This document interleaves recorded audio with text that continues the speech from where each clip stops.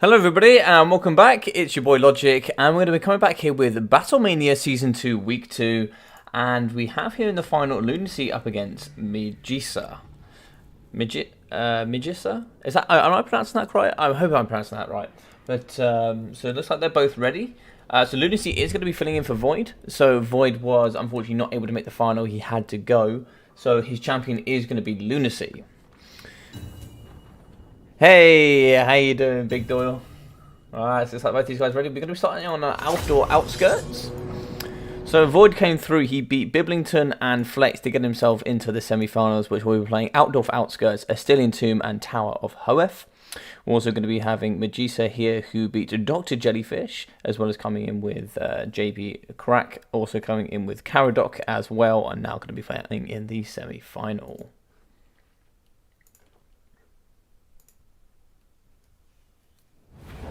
Alright, so it's like we're loading in here. So we have Skaven coming up against Greenskin. So, quite interesting builds from both sides. We are going to be having Magisa coming in with the Skaven. Looks like we're going to be having some Poison and Wind Globadiers in the front line. 1, 2, 3, 4. Is that 5 units of Poison and Wind Globadiers? Yeah, so some very cheap 550 Poison and Wind Globadiers coming in the front line. Mixing with 4 units of Wolf Rats here in the front, all with Poison, I assume. Yeah, so 4 units of cheap Wolf Rats and Poison. Only coming with 34 leadership, so relatively low here. Clan Rats with Spears in the background, some more Clan Rats with Spears, and going to be mixing in with some Rat Ogres. So lots of cheap and cheerful and big hitting sort of, I guess you call Rat Ogres cavalry. I'm not really too sure what to, we'll call them monstrous infantry. But we're also coming in with an assassin as well as also Deathmaster Snickitch. So the assassin here going to be coming in with concealment bombs, assassin's trophy, rival hard talisman and slippery. Snickitch going to be coming in with whirling as well as Deathmaster Sigil, Concealment Bombs, Slippery, and the Cloak and the Shadows. So some good stuff here, nice and wide, lots of units everywhere as well. Not too much front line. Clan Rats of Spear should do okay up against the Greenos, but we'll see here. So some Goblin Wolf Rider Archers in the front line with some Forest Goblin Spider Rider Archers. Looks like we're going to be having 6 units of these. Quite a classic pick here coming in from Lunacy. He really likes his skirmish cavalry. Gobos here in the front line. Looks like 5 units of those bad boys. Going to be mixing in with some Savage Orc Biggins, as well as going to be coming in here with some Stone Trolls, the 8-peak Loonies, a second unit of Stone Trolls, and some more Savage Orc Biggins in the back. Have a nice hero call here coming in with Grom de Paunch, and coming in with the Double River Troll Hag. So Double River Troll Hag going to be coming with Mither, Aspect of the Dread Knight and Overwhelming Odour and that nice regeneration. The second one's going to be coming with Spirit Leech, so that's going to be the only difference there. We're also going to be having Grom de Paunch coming in with a Lucky Banner, and the Great One is here with Language of the Boys. So lots of good stuff coming in for the Green teams as well. It all depends on whether we can get the value out of the Poison Wind Globadiers that we expect. Not too much fire damage going to be going over here on the left side.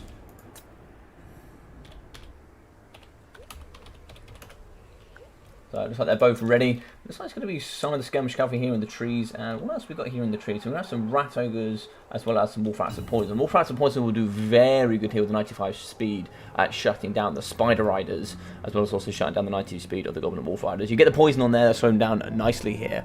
Hey, Dr. Jellyfish, how are we doing? Bear as well. Robert Duck of Wars in the chat. And Felix, how are we all doing, guys? Hope we're all having a good evening. So you can see, we are going to be pushing forward here. Clan Rats of Spear should hold quite nicely up against some Gobos for the meantime, but as soon as War does pop off, we will be seeing them win quite comfortably. The 24 melee attack coming with the armor piercing and the base weapon damage increase is going to be very good.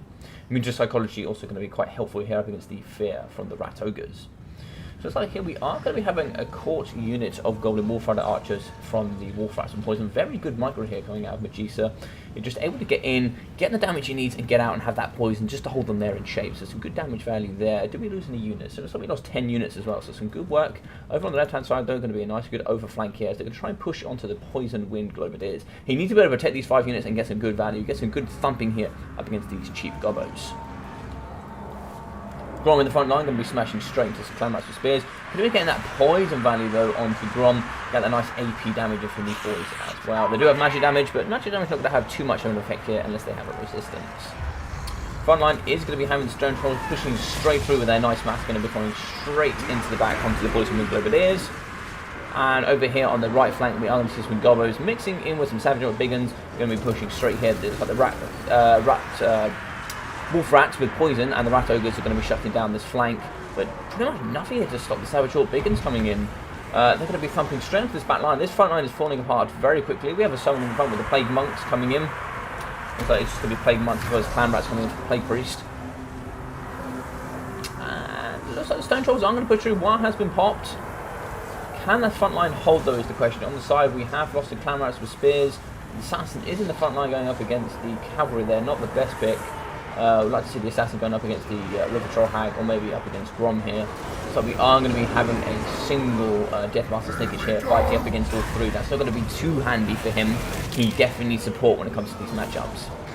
He will be coming through though with Weeping Blades, given that negative 50% armor. So it should be very good here up against Grom, who has 100 armor. But looks like the Assassin's going to come in solely as well. I'm not too sure where the Deathmaster's going there. But it looks like they've roughly stabilised here, but they have nothing to protect the back line now. The back line has been protected for as long as possible, but you're going to have the Goblin Wolf Riders as well as the Gobos pushing here and shutting them down. In the middle there we still have the Plague Priest, so he has some good summons coming in, I'm sure, but for the moment terror, we do have some Stone Trolls that have been pushed off. Wolf Rats still running rampant here, and if they can push off the Stone Trolls, that's a big win here for the big Skaven. So we have a single Assassin as well as Deathmaster here in the pocket. They have broken Grom, so Grom is not invincible, would you believe it or not. Definitely some Wolf Rats over here to get him off the battlefield. That's going to be very important. Looks like we might have some over here. Yeah, so Wolf Rats poison, they should definitely do... looks like he is going to be coming back. Some big poison here, some nice effect with also using the Clan Rats to shut down the Savage or Biggins. Just going to be getting shot here with the Poison Wind Globes. Goblins here on the side into Lunacy is going to be getting those involved, but the Wolf Rats have managed to shut down. And we have a shattered River Troll Hag as well, so it's like that's not going to be coming back to the battlefield. Balance of power really going into the Skaven favour here, really well played. And Grom is still alive. If Grom can get some healing here, but the problem is the Wolf Rats are all over him. If he can get some healing, he could really start pulling this balance of power back.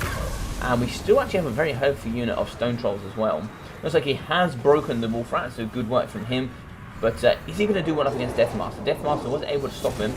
Can he manage to get a good swipe in the back here? If he gets a good clean hit, that'll be negative 50% armor. Wolf Rat's coming in as well for the punch. Should be able to punch him nice here in the back, so negating that melee defense. The big hits going up against Grom. Grom getting absolutely destroyed here. As you can see, only 50 armor left due to that negative 50%. Lucky Banner going down with the great units here for the nice leadership. But okay, he did shatter, and that's GG's. Well played to Machisa here coming in from the Skaven. I didn't think he'd be able to protect that back line so well. This was really well protected. 500, 560, 488, 580, and 870 damage value for these units. Really well played. I didn't think the front line of just Clan Rats with Spears was going to be enough, but the reason you go with Clan Rats with Spears here is you get the bonus that's large for any sort of cavalry. They also come in with the extra melee defense so they can hold longer. Yeah, GG's indeed. This was a really good army. 204 kills for the Wolf Rats with Poison. These are not units I use very often, but 570 damage value, 740 for 98 kills, 95 for 280, and 56 for 600 damage value. Very good stuff, and the mobility here being very good, and these guys are very cheap. And then if they do happen to come up against anything that has a good amount of punch, they also come in with the Rat Ogres. So 1.3k, 1000 damage value, and 317. Really good stuff from that back line. Deathmaster coming with 2000 damage value, 300 for the Assassin, and only 147 for the Plague Priest. But really good stuff here. Really, really, really good stuff. That was a really nice battle to watch, and something you don't see very often here. 994 damage value for Grom. He really struggled. Only going to be having the Giant River Troll Hag. I think this one probably had Spirit Leech. Maybe not, although you might have seen more kills, unless he was just Spirit Leeching certain single entities. But 48 kills. The front line, you can see, wasn't particularly well supported. Only one unit doing okay. Green Nose here normally do quite well. The Gobos normally do really well on the front line. 420 for the 8-peak Loonies. And 180 here. I still like this build. I think this build is very good. I just think the counter to it here was played. 1050 damage value for the Savage. I think this was a really good counter. GG's. Yeah, well played. Well played, Vegeta. That was a really nice build. I like that a lot. So let's have a little look here. And there's nothing there. So it will be Lunacy to. I think it's a Lunacy to.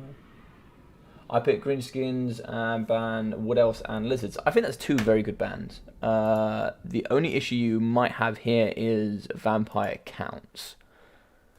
Vegeta being really clever with his build. Yeah, no, very clever indeed. I like that build a lot. I like that build. A lot of good cheap poison as well, which is very nice. And he took down key targets very well. He hit Grom very early using his Poison Wind Globadiers. Got some very good value on there. And Mappers is still in Tomb. Yeah. My boy switched on here. Yeah, very well switched on.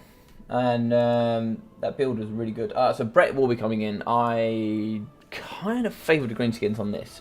Being a Greenskin player, I think Snarsnik here can be a very good pick, coming with the bonus versus large, as well as all the AP and base weapon damage for his abilities. Also having the rampaging elements, like you can rampage the Fae, you can rampage all sorts of entities. I think you're going to see the Fae Double Paladin in this matchup. You're probably also going to be seeing lots of Knights Errands coming in for the bonus versus infantry. You might see a couple of Knights of the Realm for the bonus versus large. Don't think you see any Grail Knights here today, far too expensive. You want to be going a little bit wider. You're going to see a 5-unit Peasant front line. You're also probably going to be seeing at least 4 units of Pox Arrows.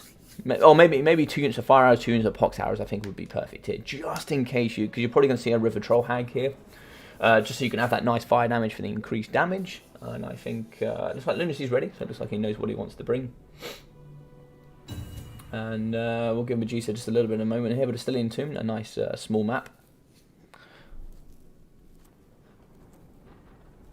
And in the second semi-final today, we will be having Alec Rao going up against Talcor. So that should also be quite a fun game as well here today. Right, whilst he just gets ready there, give me 2 seconds.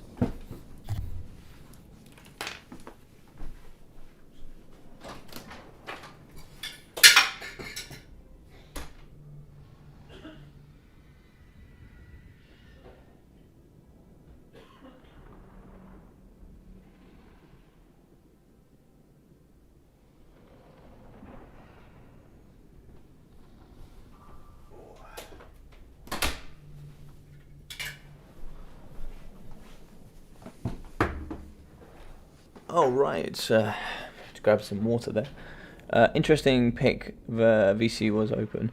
Yeah, that's exactly what I think. I think VC coming in with Terra and can go nice and wide. I like VC up against... as a Greenskin player, I really don't like playing VC. Lots of Terra. And regen. And Terra and regen combined is a really big problem for the Greenskins. Because they have no fire damage. They have no healing for themselves, apart from regen, of course. And Invocation of Nehek. And also, they can't tear out either. So, they do very well. I think TK can also be a good matchup. I think TK is like one of the even ones up against Greenies as well. And a lot of people, Undead in general is pretty good up against Greenskins. I also like so the thing is I like playing up against VP and I like playing up against TK. But I know for a lot of people they're good counter picks as well. You can definitely build some good armies, for sure.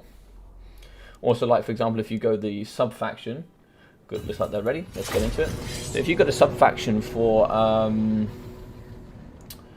I can't think of the legendary lord now. There's a sub-faction lord that can actually get Hex Wraith as well, which is really important. There's a sub-faction, I forgot his name, but he can come with Hex Wraiths, which also have fire damage, and they're ethereal, and they cause terror. So they're very good here in this matchup, up against the Greenskins.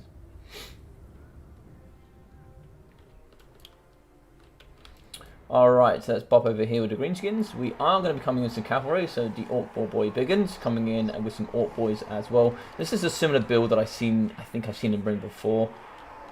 Maybe a little bit different. So there's 2 units of Orc Boy Biggins. I think he normally comes in with 2 units of Orc Boys and 2 units of Orc Boy Biggins normally. But it looks like he's going to be going with the Forest Goblin Spider Riders today with the Chevron.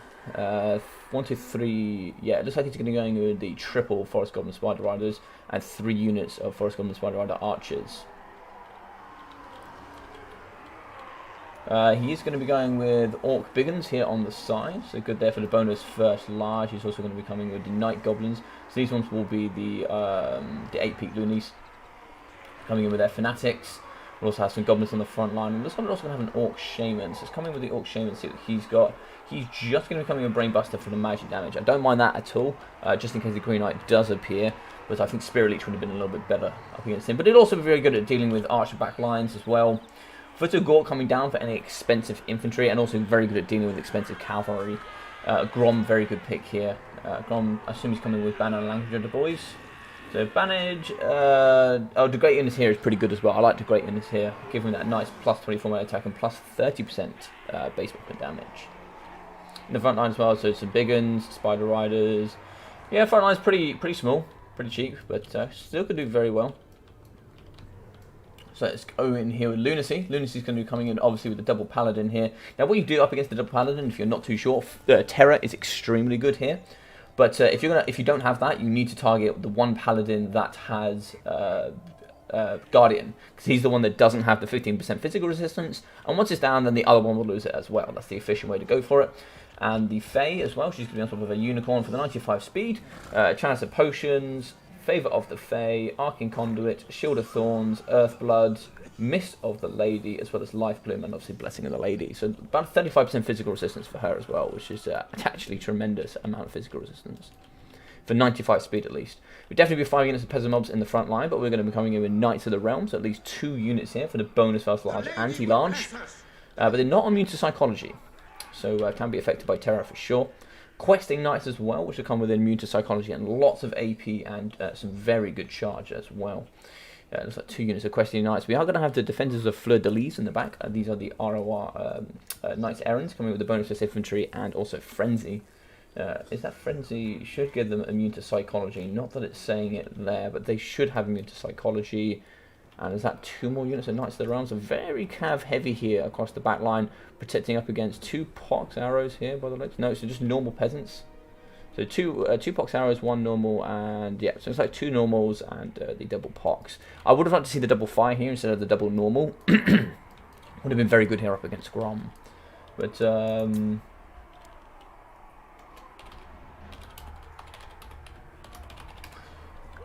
hope these boys have good fun. Let's hop into it. So yeah, I like this build a lot. This is a very classic Bretonnian build. Very good. Thinking about it, I don't remember seeing Lunacy play any undead faction. So yeah, I don't ever think I've seen him play it either. Lunacy definitely likes his Bretonnians. He likes his Skaven. He likes his Greenskins. What else is he a big fan of? I've seen him play Lizards as well. So they're definitely his 4 factions that I've seen him play for sure. I think Medusa's pretty similar. I've not seen him play Brett yet, but I know he definitely likes his Greenskins and Skaven. Yeah, so the Night Goblins and all the rest should be doing very well up against the front line. So some big uns, some Night Goblins. They should absolutely trash his immediate front line. It's how can they deal with the cavalry? Bonus large is very limited on this side, and you do have some AP coming with the Orc Boys, and the bonus first large with the Orc Boy Biggins. These guys are very expensive, and they have to get the charge here on the Knights of the Realm, otherwise they're going to struggle. If the Bretonnians here get the charge and the downhill charge, this is going to be devastation. Now, this is really good play. Get the charge on the front line whilst it's unprotected, but if he's not careful, you can also get the push and the poison, and then the recharge using your cavalry from the Greenskins, and that's what the Greenskins are going for. Looks like the Greenskins here are going to be coming with the counter charge. A very good pull out here coming against the Bretonnians, but like some of them are not going to be able to, so the counter charge coming in with the poison, slowing them down, and also reducing their stats as well. You are going to have the Pox arrows in the back as well, giving that extra poison coming in up against the Greenskins. But as you can see here, the Orc Boys are going to be in the mixture up against the Peasants, and it looks like here we are going to be having the Orc Boy Biggins going up against the Knights of the Realm. We're also going to be up against the second unit Knights of the Realm, so lots of bonus first large, but AP also coming in from the Orc Biggins. Goblin Forest Spider Riders, these boys should be able to deal with the Peasant mob relatively quickly, and maybe see if you can get a nice big push over here on the left hand side. I wouldn't mind seeing the Goblin Forest Spider Riders get around the side here and hop straight onto those Peasants. They'll break those Peasants relatively quickly. Grom's a little bit slow to the mixture here. I want to see him get through this middle pocket and get straight onto these arrows. You've also got the Orc Shaman. Don't be afraid to get the Orc Shaman involved. This guy's actually got some pretty good combat stats, especially when Wild's popped, coming with that 62 melee. Absolutely no joke here in the mixture. But as you can see here, both the paladins going in, doing pretty well.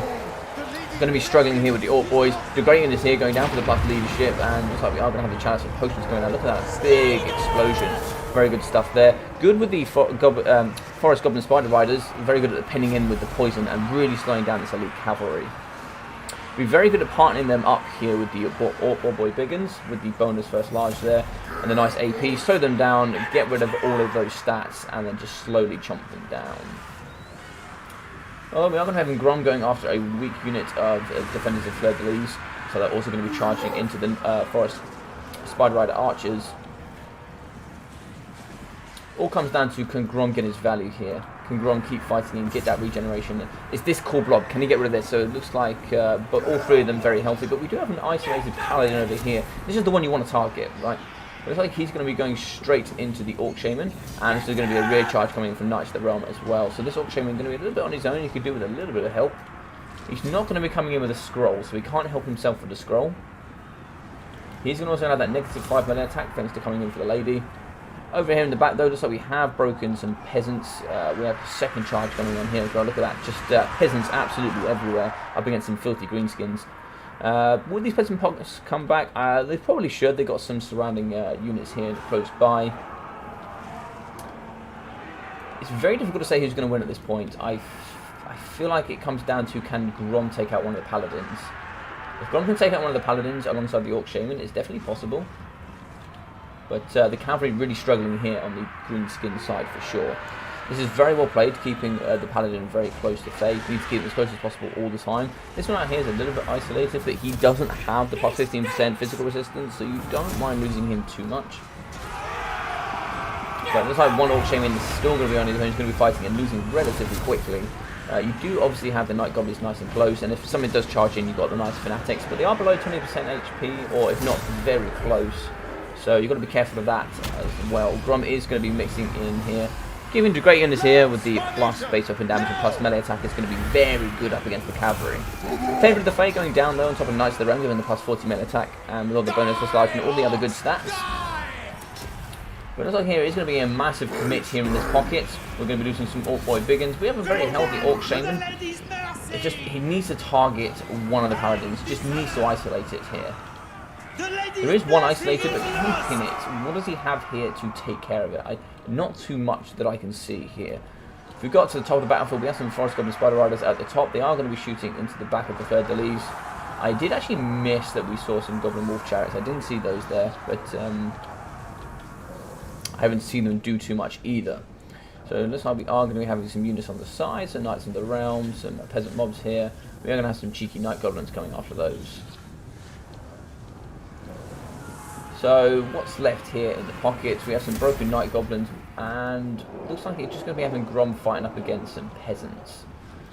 Up on the top, looks like they're just going to be trying to break as much cavalry as possible and leave this core to the end. Maybe just ignore it and see what they can get rid of in the process.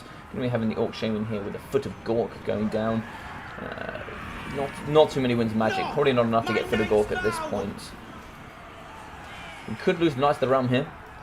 Not too much cavalry coming left. If we get a nice overview of the battlefield here, we are going to be seeing some peasant mobs coming back into the fray. Pretty much just peasant mobs left here and this core unit here. That's probably why the balance of power is so even. We have a lot of entities still coming into the greenskins and a very healthy Grom the Paunch. If we pop in with Grom as well, Grom's going to have still 2.3k worth of regen left as well. So as long as he's not slapped too hard here by the triplet, he should do quite well here.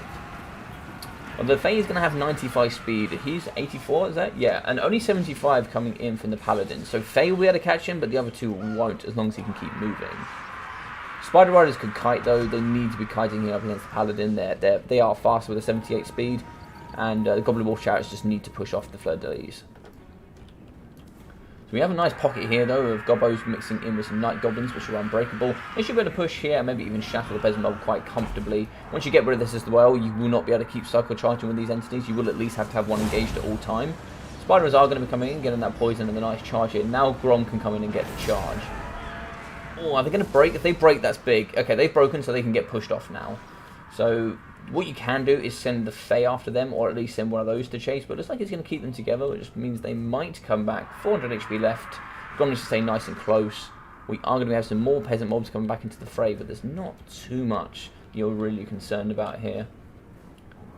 We still have some Night Goblins. Are we going to get any of these units back over here? It's unlikely that the Orc Biggins are going to come back. Even if they do, they're too far away at this point. We are going to be pushing off the double Peasant Mob and also the Peasant Bowman. That's very good stuff. Just need to hold here now. Now, it all comes down to how the Fae plays this. So they need to engage. So Brett needs to engage.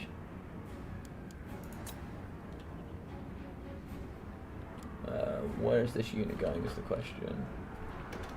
Let's hold off and see just a moment. Yeah, okay.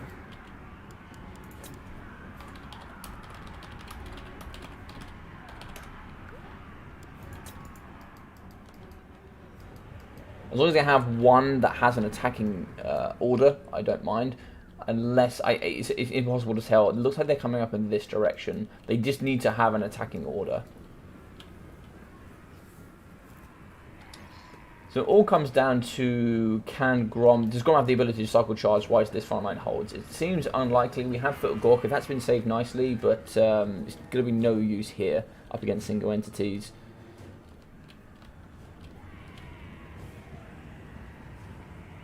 The Night Goblins will hold, so Grom can keep cycling. That's the advantage of them being unbreakable. Goblin Wolf Chariots still have some ammunition. They have a massive 163 missile strength as well, so they can do some very good damage here.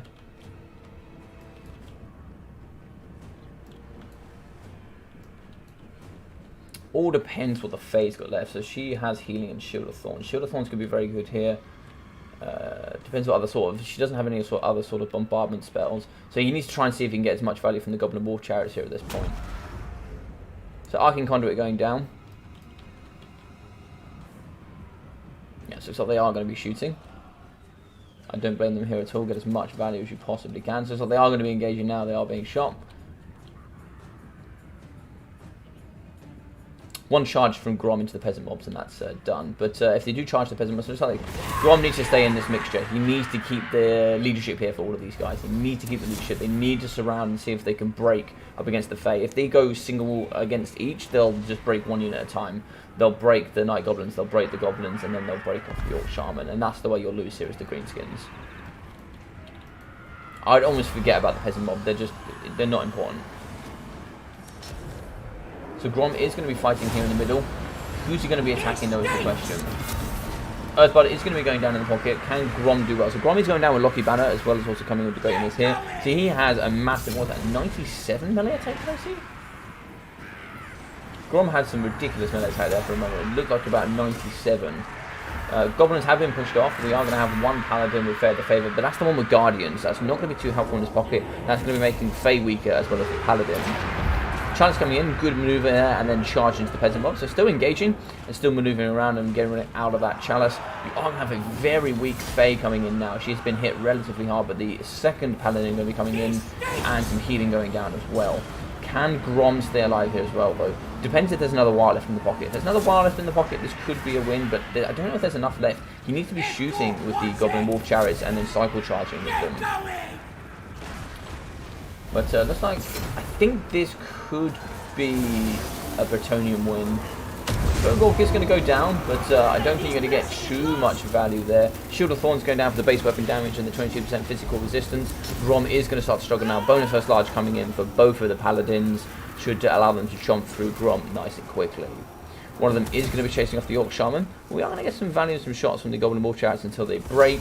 Balance of Power coming very close to Arminos here for the Greenskins, and very well played coming in from Magista, also coming with the Earthblood as well, Shattered from Grom, really well played. Don't know how you guys felt about that.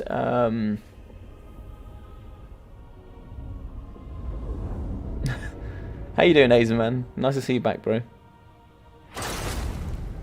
The peasants are the true heroes of Bretonnia, it's true. It's true.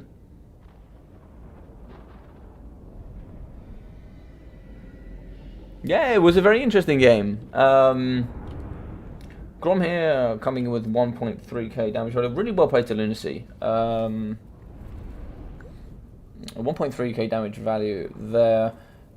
5 kills, 180. 1140 coming in for the Orc Shaman. So it's a very good damage value from him. Normally see, if you're coming with 2 Orc Shamans, you normally win the double Orc Shaman if you're coming in with the Scroll of Shielding. That's 57 seconds of 22% damage resistance. It's really good there. 700 damage value for the Gobos. Just shows how valuable they can really be when Wiles popped. They can double their value quite comfortably. 75 kills, 420 there, 106 for 760 damage value for the Fanatics. Really good stuff. These Fanatics, yeah, Fanatics as well. Fanatics very good. 980 damage value for the 8 peak loonies. 33 kills and as well as 37 there. We'd like to see a couple more Orc Biggins here, but 180 as well as 350 and 250 for the Forest Goblin Spider Riders. 410, 1000 for the Biggins for the bonus of large armor piercing and 630. 280, 240 and 850 for the Goblin Forest Spider Rider Archers. And 52 kills here for 820 for the Goblin Wolf Rider Chariots. Really strange to see the Forest Goblin Spider Riders not get their normal value, but still very good build coming from Magista. 154, 2k damage value for Faye, 940 in for the Paladin, 2000 damage value for here the second Paladin. 400 for the Peasant Bowman, 400, 425, 300. Coming in with the Defenders of Fleur-de-Lis, coming in with 740 damage values, 780 for the Knights of the Realm, 630, 500, 1.1 coming in for the Knights of the Realm, so good stuff there, 600 and 400. A little bit of shame on the Questing Knights, not really sure too much what happened to them. Maybe they got slammed here up against the Old Boy Biggins. Right, let's see what was said here.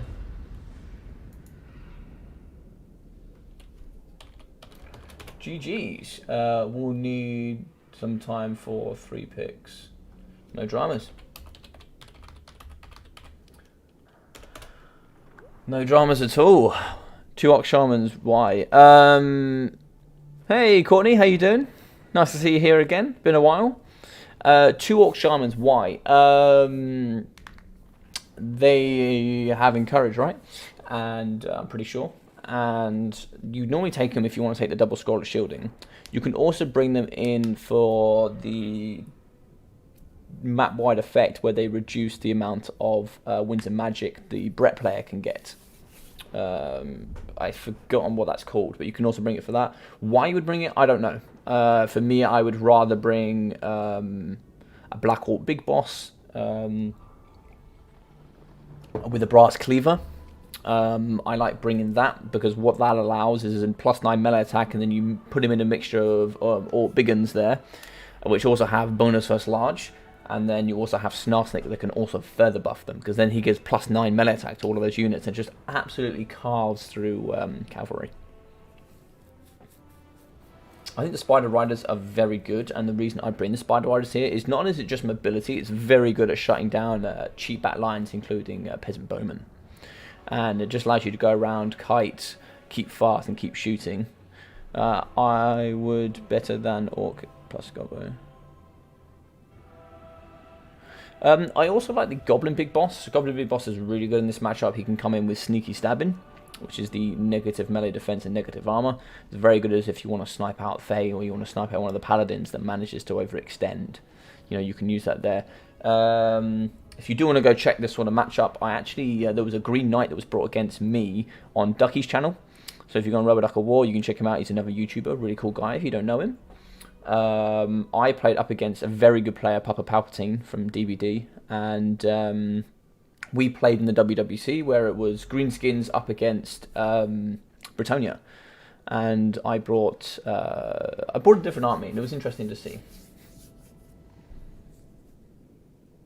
There are some good mages. Goblin Shaman's really good, coming in with Sneaky Stab. What's it called? Well, he has Vindictive Glare. He also has his special stabbing spell, which gives the plus melee attack and plus armor piercing, which is really good. Yeah, there's lots of good stuff. I don't think Double Orc Shaman is particularly worth it. I mean, it's good with Wild because he's actually got good melee stats.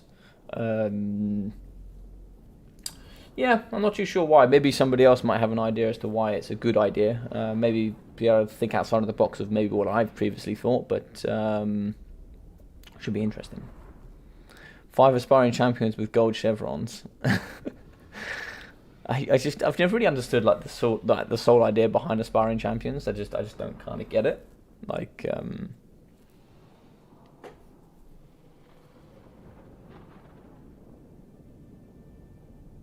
I think you can win Chaos versus Greenskins. I think it's doable. I think it's definitely doable. I think it's an even matchup. Chaos against Greenskins. Okay, so it looks like Lunacy's going to be coming with Chaos, VC, and WE, and he's going to ban High Elves. Interesting stuff. So, surprisingly here, Dowie wouldn't be too bad a pick. You could pick Dowie and ban VC. That wouldn't be bad. Or you could even ban Chaos. What else could you do here? So we know from Magista he's already had Greenskins and he's already had Skaven. So he could also...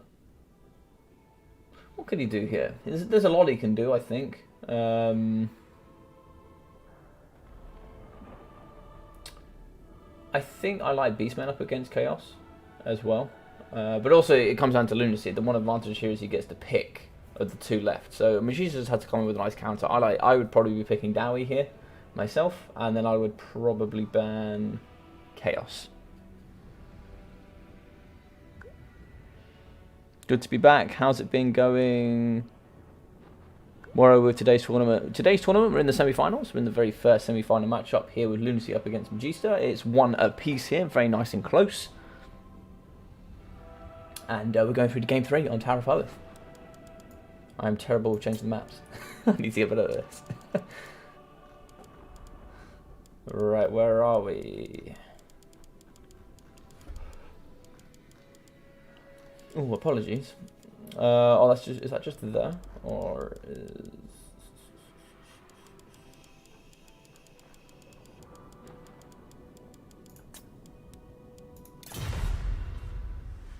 I pick DE and ban Wood Elf. Okay, I like that a lot because he'll beat the skirmish coming from Chaos.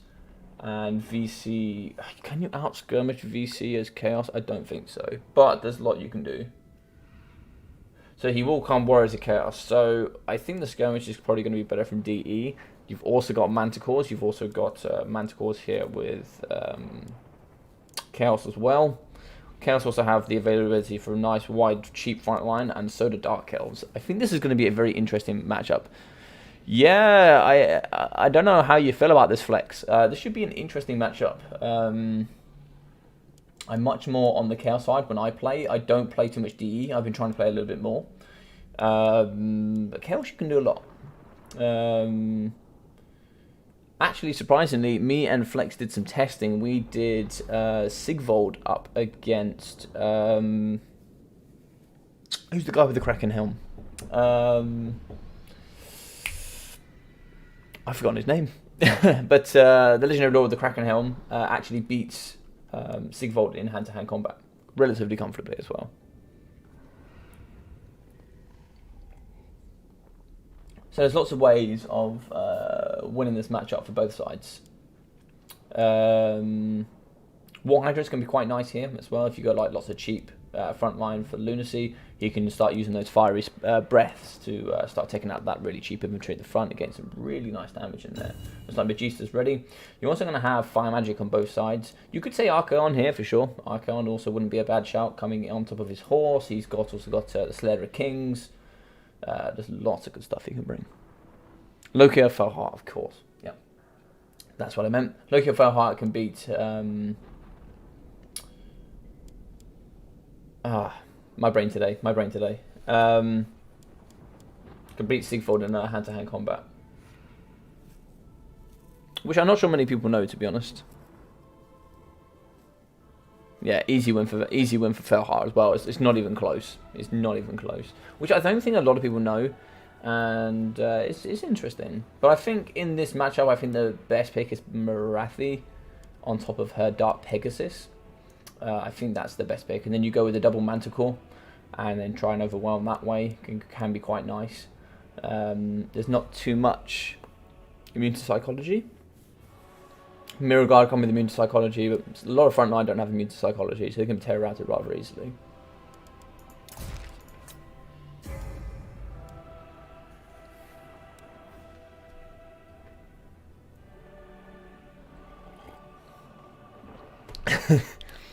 He's your favourite, isn't he, Flex?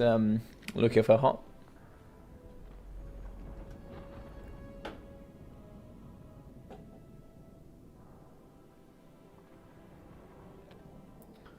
I definitely think you might see fire magic from both sides here. I think because both of these factions don't have too much armor unless you go very elite.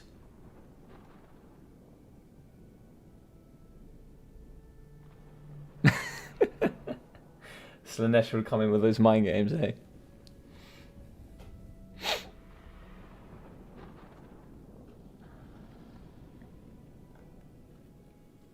Tower Earth is going to be quite nice as well. So you have one side here of trees. So you have that really, really nice cover. And then you've got a few structures you can work with if you really want to protect certain units. But you still got lots of mobility here to use. You can have some sneaky plays. You can also use the nice wide battlefield here.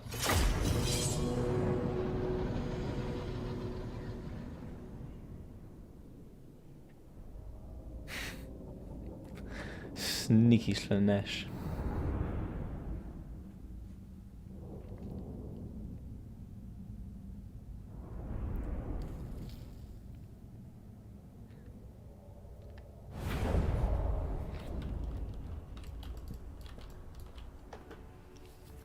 Also really like this map. I think it's really well designed.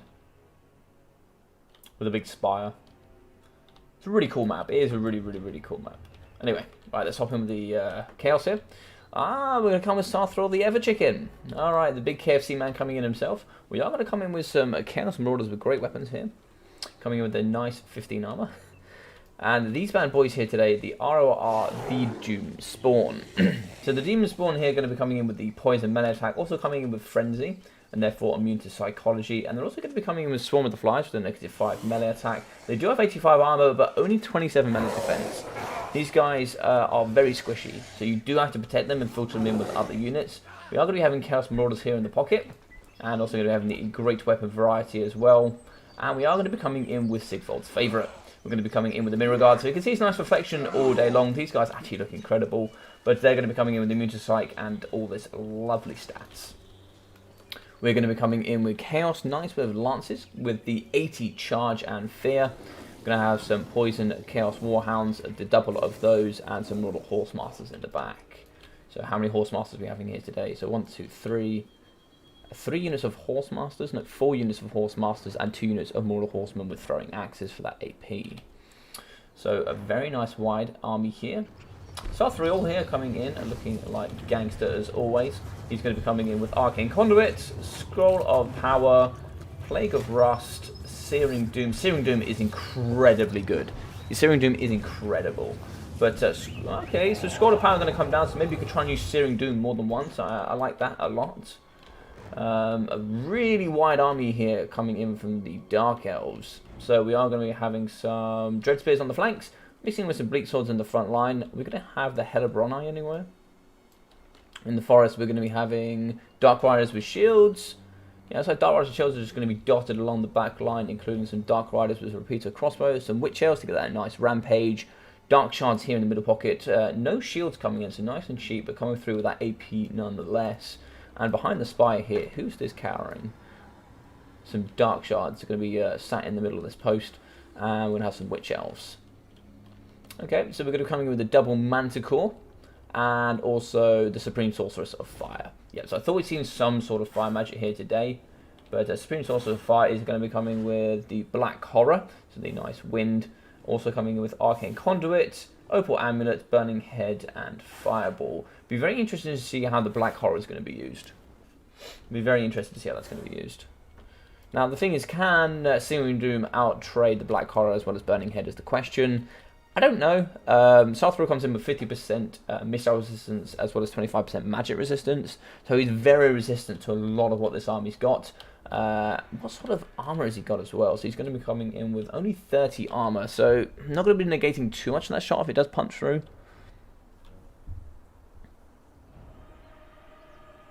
For low Kier Heart, yeah, his regen is only when he's engaged in combat. That's why he doesn't have a weakness to fire. Any items that are given that give regen, like the Jade Griffin, etc., do not have a weakness to fire. But some only count for... But like, for example, the Jade Griffin, I think, is also just passive. So...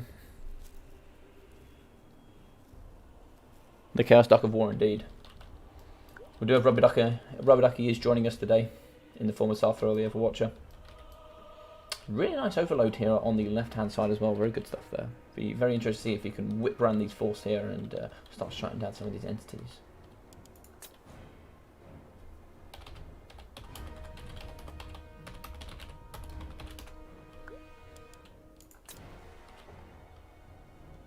Poison Warhounds are going to be busy here today, I think.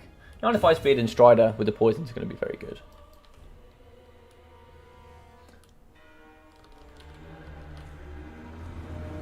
Marauders with the great weapons will chew through bleed swords, no problem. 36 and 32 playing 34 and 20. But the AP just going to absolutely destroy them.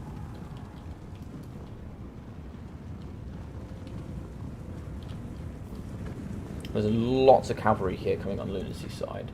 Only 1 unit of Dark Rider repeat crossbows, and we obviously have some Darkshard as well, 3 units, but it's just down to can he get the value. Fireball will be here, and Burning Head, a lovely Burning Head here would be gorgeous. So I thought I was going to have to get nice close and personal, nice Searing Doom here onto the Dark Rider repeated crossbows. It could be very nice.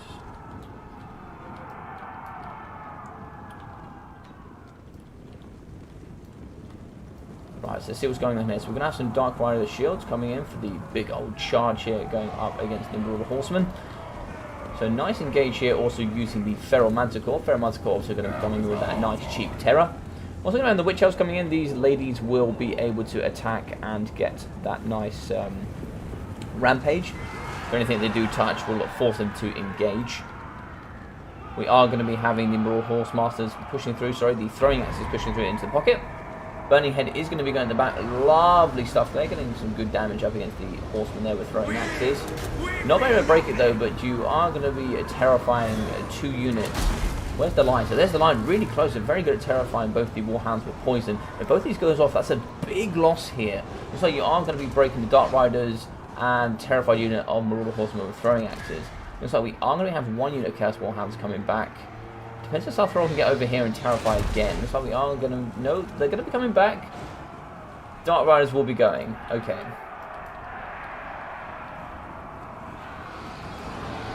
So we do have a Rampage unit of Marauder Horse Masters who looks like they've been terrified as well. Will they be going off? More than likely. I really like this play on the edge here. Very good with terror coming in for Southrow. Southrow has been engaged though. He will be rampaged here up against the Feral Manticore. Feral Manticore should do some good damage up against Southrow. That's going to be big in the balance of power.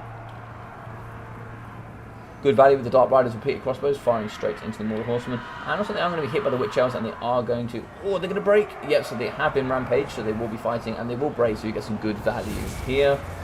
Frontline is going to start to engage. We are going to be having a nice Searing Doom here in the pocket up against the Dark Shards. If we get a nice effect on the battle here, we can be seeing 3 units come around on the right-hand side flank, pushing onto the Dark Rider repeated crossbows. These guys are microed effectively, there's nothing this frontline can do. In the backline though, we are going to be chasing off using some Chaos Warhounds and Poison. That's why these guys are absolutely excellent at pushing off Dark Shards and all these nice, very good key units. In the pocket though, we are going to see Starthrill. Is Starthrill going to go down here? I think he is. Starthrill will be going down up against the Feral Manticore and up against the Fire Mage. Oh no, it's the double Feral Manticore coming in here. I thought it was on top of her, as well. Dark Riders with shields in the pocket. Is the terror going to take effect here, though, is the question. So the Witch Elves are in, which are going to rampage Starthrill as well. We do have a trap unit. So Starthrill has gone down. We also have a unit of Marauder Horse Masters in the middle that are broken, so they'll go off relatively quickly. In the back, though, we do have the Supreme Sorcerer of Fire down to half health. And we have the broken Chaos Knights with Lancers. They've gone down. They got 53 kills, but I haven't seen them do too much. With the amount of AP coming out from the Dark Elves, that is one thing that Dark Elves have in abundance, is just AP. They have AP everywhere. And it looks like he is going to be pulling out. Losing Starthrow was really unfortunate. I really like Witch Elves in this matchup. They're very good at forcing that rampage and maintaining units in fighting that you would like to have control over. There was a lot going on there, but I like this build. You still got 114 kills, 640 damage value for the Demon Spew. That's also coming in with 303 for the Mirror Guard. Very healthy, but losing Starthrill was a big loss. 30 kills, 960 damage value. Burning Head was really good there in that pocket, though.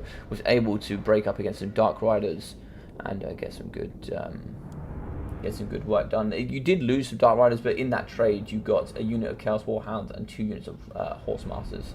So you know, you're training about 1500 for about 600 damage value from the Dark Riders.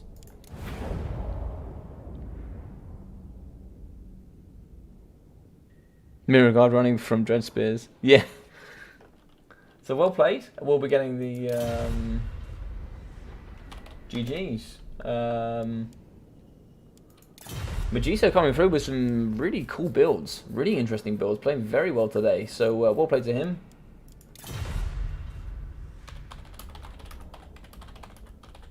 See you in the final, dude.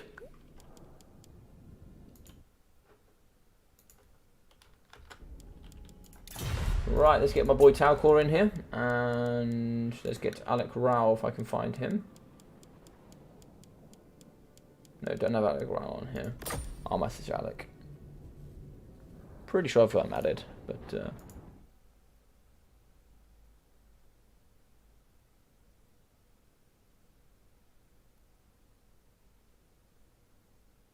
Alright, so it looks like... Right.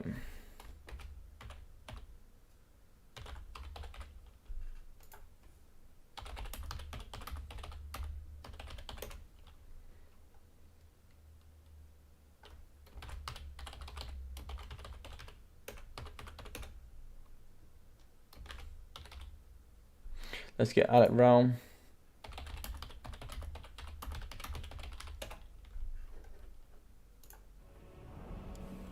Alright, just wait for the boys to join here. So it looks like, yeah, GG's to both players. They're really well played. Looks like there's going to be a slight unfortunate thing. It's like Talcor. So Void had to drop out, so Lunacy is playing in his place. Talcor's had to drop out as well. So it looks like Krablin's going to be playing in his place.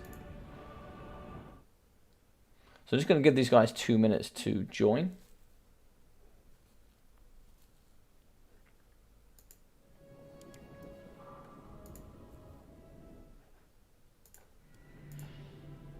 So we'll get down onto Outskirts. Yeah, I think it was a bit of a shame there coming in from Lunacy. It just didn't have enough to deal with the double Manticore.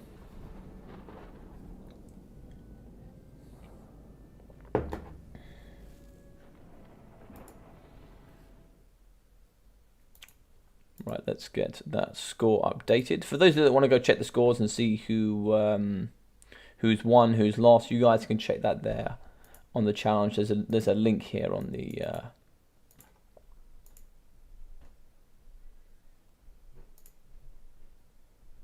right, yeah, looks like it's been updated. So there's a link there in the description, so you guys can check that out.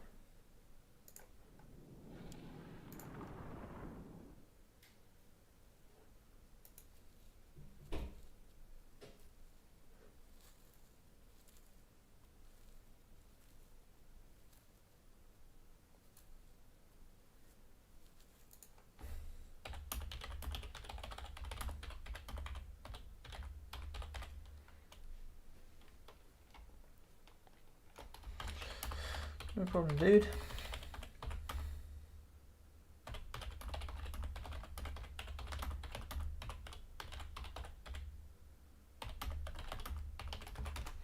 Right, just waiting on these boys.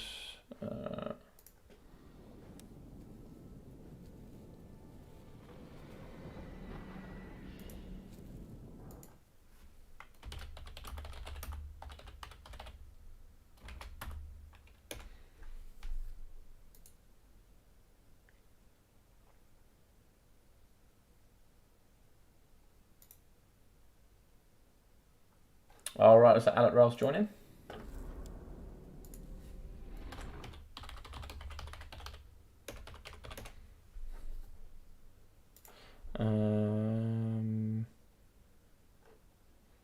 Let me check.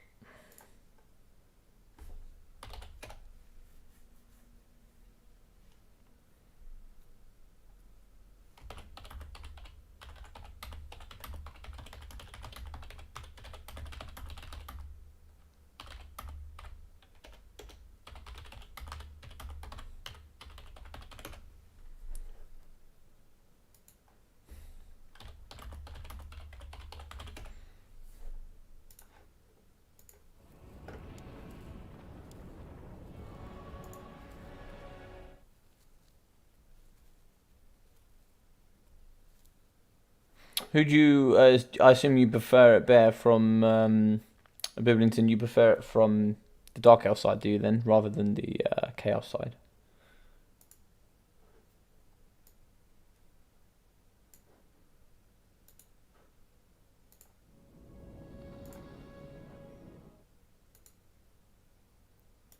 Alright, looks like I'm just coming.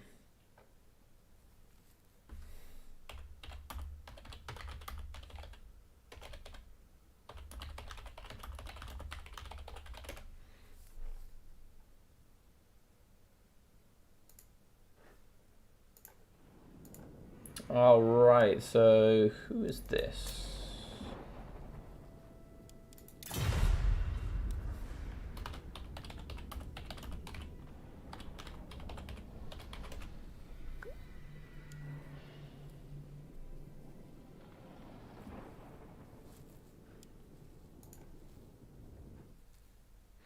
Yeah, I struggle playing Chaos here. Too much AP. There's a lot of AP. I think in this matchup, even going wide is not great. Because I think going wide is better if you're the Dark Elf player as well.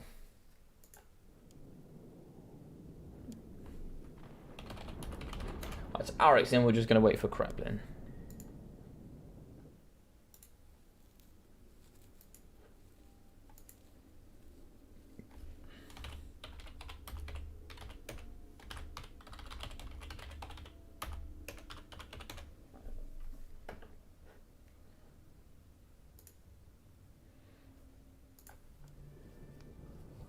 Who's banning and protecting first is the question. Okay, it looks like it looks like Goblin is.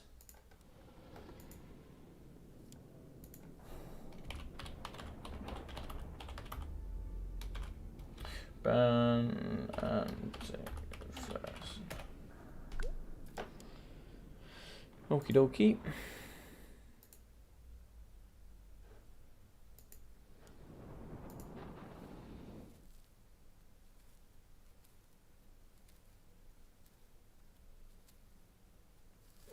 So GS better. I've actually got a nice. Maybe I'll put a video up. I think Ducky was going to put a video up. I played my Dark Elves into his greenskins, and I beat him using Dark Elves. Because I went against the greenskin build that I would bring against the Dark Elves, and gave that to him, and we played it. And I actually have a really nice army for it. It's quite difficult to deal with. All right, it's like Goblin's in, so wicked stuff. Let's get it going.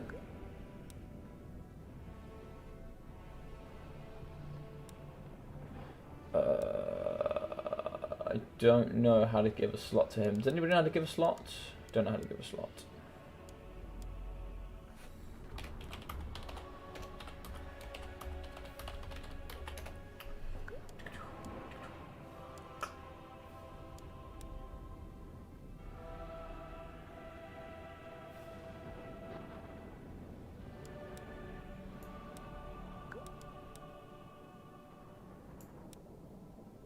Yeah, I don't know how to add that.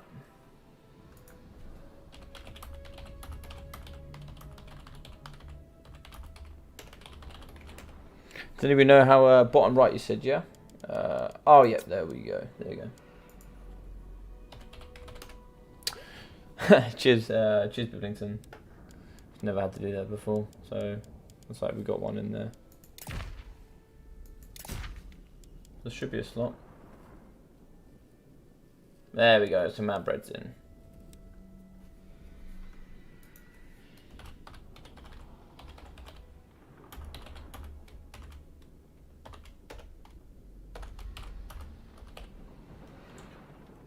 It's about to protect first.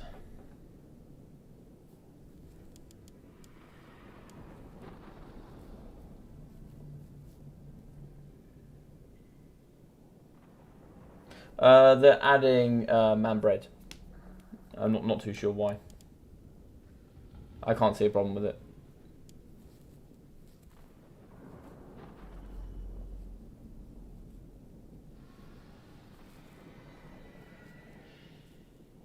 Yeah, GS are kind of like OP at the moment. Like they are overpowered in this current meta. I think this current meta kind of favors it favors range quite a bit.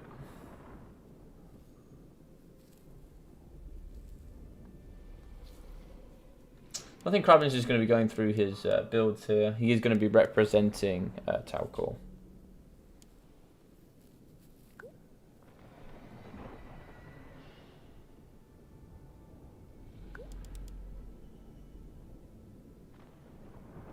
Okay, so looks like he's going to be going Norska. He's going to be banning Wood Elves and Lizardmen.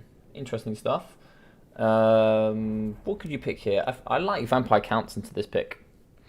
I like Vampire Counts into this. Yeah, it's pretty nice. Ducky usually tries to use these guys as a nice counter to them, but I always see that Vampire Counts do well up against Norska.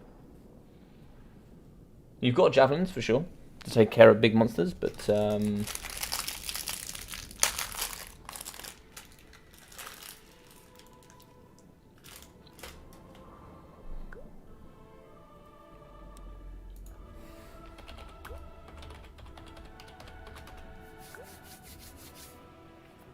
looks like Manbred's in.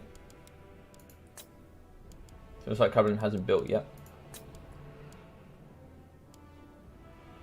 So I think we're going to be going Empire.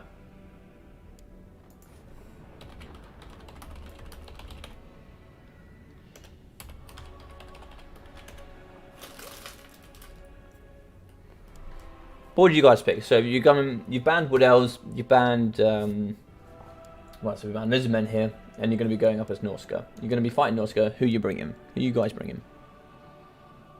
Yeah. So it's like Empire is going to coming in here.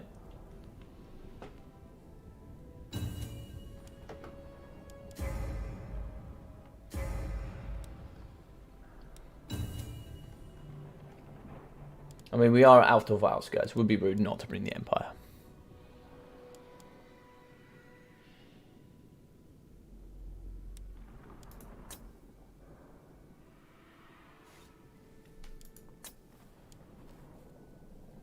I like this a lot. So we'll go through the build a little bit here. So the reason I like this a lot is he has an ability here that allows him to come in with fire damage. His melee weapon there allows him to come in with some fire damage. Not too much regeneration coming here, so I actually said that in the way of him coming up against the undead. But in general, he's quite good if you're going up against VC, so apologise there. So coming up against Empire, I don't know if I like him against Empire. I kind of still think I feel like I prefer Wolfric. But he is cheaper. He's a lot cheaper for sure. And what's he coming on here? So he's going to be coming on his chariot? It looks like he's going to be coming on a chariot. Yep. So he'll be coming on his chariot, and Searing Doom, Transmutation, and then you can have the Scroll of Shielding here for the Sorcerer of Metal. Coming in with the Triple Blazing Sun here. Now, why you come with Triple Blazing Sun is they're very good at taking care of Wind Wolves, for sure.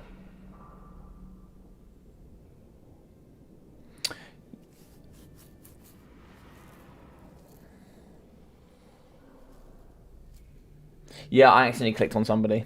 It was a bit of a shame. I actually don't have a screen blocker, but listen, if they cheat, I'll know about it.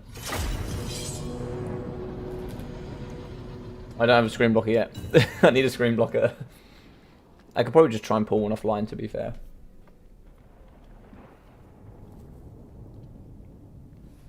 And here's the thing with my tournament. I am very, very against cheating. If I catch anybody cheating, blacklisted immediately. It's just no cheating. There's no cheating in this tournament. And I don't think either of these guys would do that either. I can't come off it.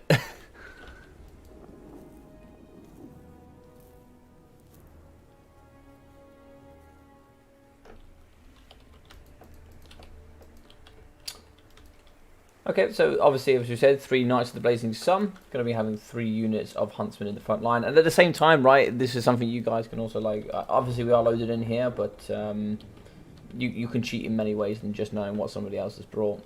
But you can have Vigilance in the front line, and it looks like 3 units of Spearmen with shields, the double Swordsman, including one of them being the Sigma Suns for the nice Unbreakable there. We are obviously going to be having the Bright Wizard.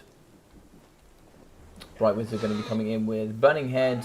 Looks like Flame, Cascading Fire Cloak, and Fireball. Boris is going to be coming in with the Midland Runefang. He's also going to be coming in with the White Claw of Ulrich, Foe Seeker, Crush the Weak, This is only beneficial if the target, so it cannot target if leadership is greater than 50%. So whether it's worth it or not, I really don't know. But Hold the Line and Blood Roar are going to be very good there for the negative leadership. So I guess it goes quite nicely with Blood Roar, but it's hard to say. But Norscan Ice Walls, 4 units of these bad boys, as well as coming in with the Marauder Chieftain. 3 units of Marauder Horsemasters here in the front line. Oh no, sorry, coming in with 2 units of Marauder Horsemen, sorry, and 4 units of Marauder Horsemasters, I assume.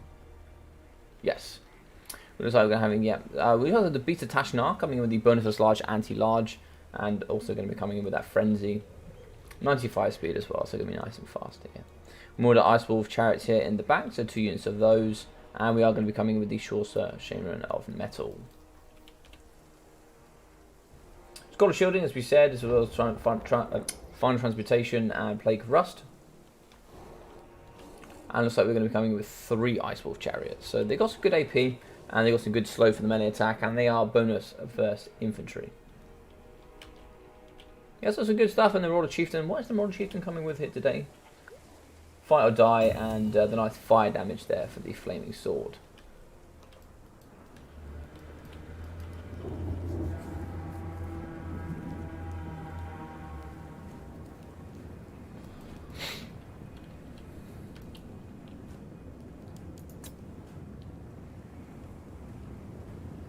Alright, sounds like good luck, have fun for both sides, very good stuff. Comes down to what sort of value can you get out of Boris here, I think, is the big one. Boris will quite comfortably beat the Marauder Chieftain there, but yeah, it also comes down to the Firecaster, what sort of, how well it's going to be a full kiting force here. I actually have to check that, 6 units plus 9 units of range, is that correct? Yeah, 9 units of range, so that's how it should be okay. But so what can the Knights of the Blazing Sun do here? They do have a massive 78 charge. What are they able to shut down here? If they do manage to get the charge on any ice walls, they'll break them almost instantly. Going to be a big collapse here with the Marauder Chieftain going up against some Knights of the Blazing Sun, some Spearmen with shields. So lots of damage going to be coming up against the Marauder Chieftain. If he managed to get Boris over here as well, could do some very good damage. That's how Boris is going to be coming over. He has seen the unfortunateness here coming in from the Marauder Chieftain. Well, looks like he's going to be going down in the front line here, going to be going up against the Marauder Ice Wolf Chariots. Nice bunny head coming down the front line, getting some okay damage here up against the Marauder Horsemasters, not too much. These boys coming in with 50 armor and 15 for the Horsemen. Broken unit of Knights of the Blazing Sun, as well as a broken unit of Spearmen with shields here at the front line. 2 very, well, 1 very cheap and 1 very expensive unit being lost here. Marauder Chieftain could have been sniped here if you managed to use Boris here in the front line, but a bit of a shame you didn't see him there. He's going to be up in the sky and needs to get involved nice and quickly. We're going to see a very nice spell going down here.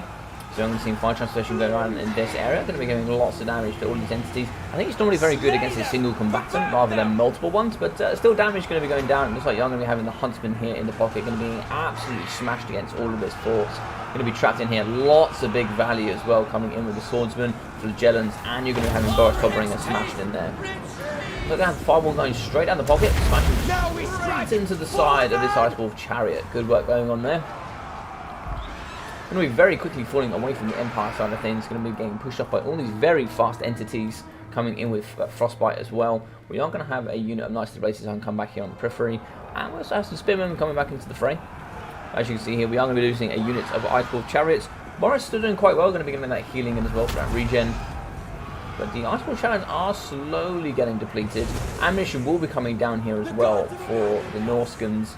But still a Searing Doom coming in from the Shaman Sorcerer and Metal, so some very good value to come out of there. Especially in a pocket like these, you get some very good stuff here onto the gens that have no armor.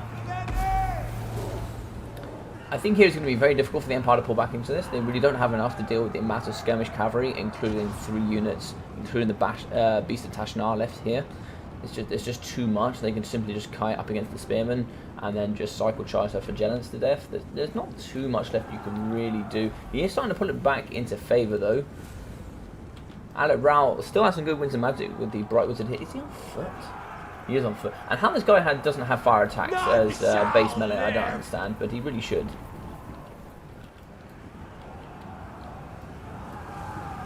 So still a nice core blob here with some good range. Range also coming in from the Marauder Ice Chariots here. Get some good cycle charging up against these Sigma Suns. We are going to try and have Boris coming in to help, but he's going to be getting kited up against all of his force. Lots of missile strength are going to be coming through, including AP missile strength as well. More Ice Wolf Chariots, 2 units left coming in with 480 HP. Fireball going down here, hitting into the side of the Marauder Chieftain. I really want to be seeing Boris trying to go fisticuffs with this guy. I think Boris can win relatively comfortably here. Especially if a good hit with Blood Roar as well, getting below 50% HP. Get that negative to melee defense and negative melee attack could be quite nice. But if he does commit too hard, you could see him getting crashed here by some more of the Horsemasters. But either way, he's going to be getting kited here up against so many entities of Horsemen. This pocket needs to stay nice and tight together and be keeping Boris nice and close to the leadership there, as well as Courage. We are really struggling with the Marauder Ice Wolf Chariots. These guys are really struggling to get that continuous cycle charge. They could be caught here up against the fencing. Looks like they are a little bit caught here. We're going to have Knights of the Blazing Sun getting in there, getting some good fire damage up against the Marauder Ice Wolf Chariots. Also, looks like we're also going to have Crush the Weak coming in as they are below 50% of their leadership. We're getting that negative there as well. Blood Roar giving the negative A leadership, which is a very good partnership alongside. Fireball going to be going down up against these big entities as well. We really like the Fireball choice going into the Marauder Chieftain, getting some good value there. Over in the back, we are going to have some broken entities of Horsemen just dotted around. And yeah, it looks like there's just going to be the full mobility here coming in for the Norskins. So it looks like the Ice Wolves have been off 2 units, including the Beast of Tashnar. These guys come with the bonus of large, anti-large. So nice to get rid of those off the battlefield. So 1 unit of Knights of the Blazing Sun, as well as Boris here coming in, is the only mobility left. Now this might be the opportunity you have here. This is the opportunity you have to take out the Lord. I think it's going to be missed here slightly. Yeah, unfortunately, it's just going to be missed. Spear still going to be coming through. They still have bonuses large. Still going to do very well. Crush the Weak will be going now. Scholar Shielding has been popped on the Marauder Chieftain. Boris here will be charging headlong straight into the Horsemasters. Fight or Die will be going down for the plus 24 melee attack. And look at that crossfire here coming in from the Marauder Horsemasters. Very good stuff. Is going to break and kill Boris. Negative 16 leadership going to be going map wide up against this forces of the Empire. Chieftain nearly going down. Scholar Shielding probably saving in there, giving all that damage and resistance. But so much kiting force and mobility coming in here. I think it's almost impossible for the Empire to come back now. But shattered unit of Norscan Ice Wolves, are they able to shut down the Marauder Horsemasters?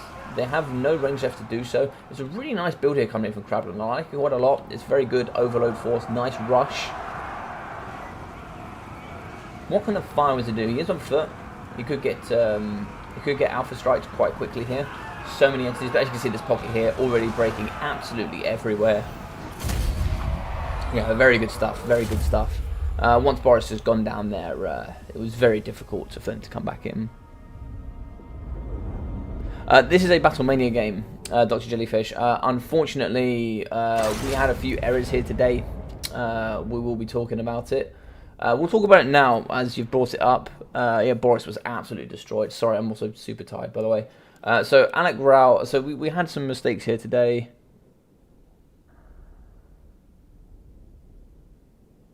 Yeah, that was pretty much the only way to lose, because Boris would have comfortably defeated that Marauder Chieftain in combat, no problem.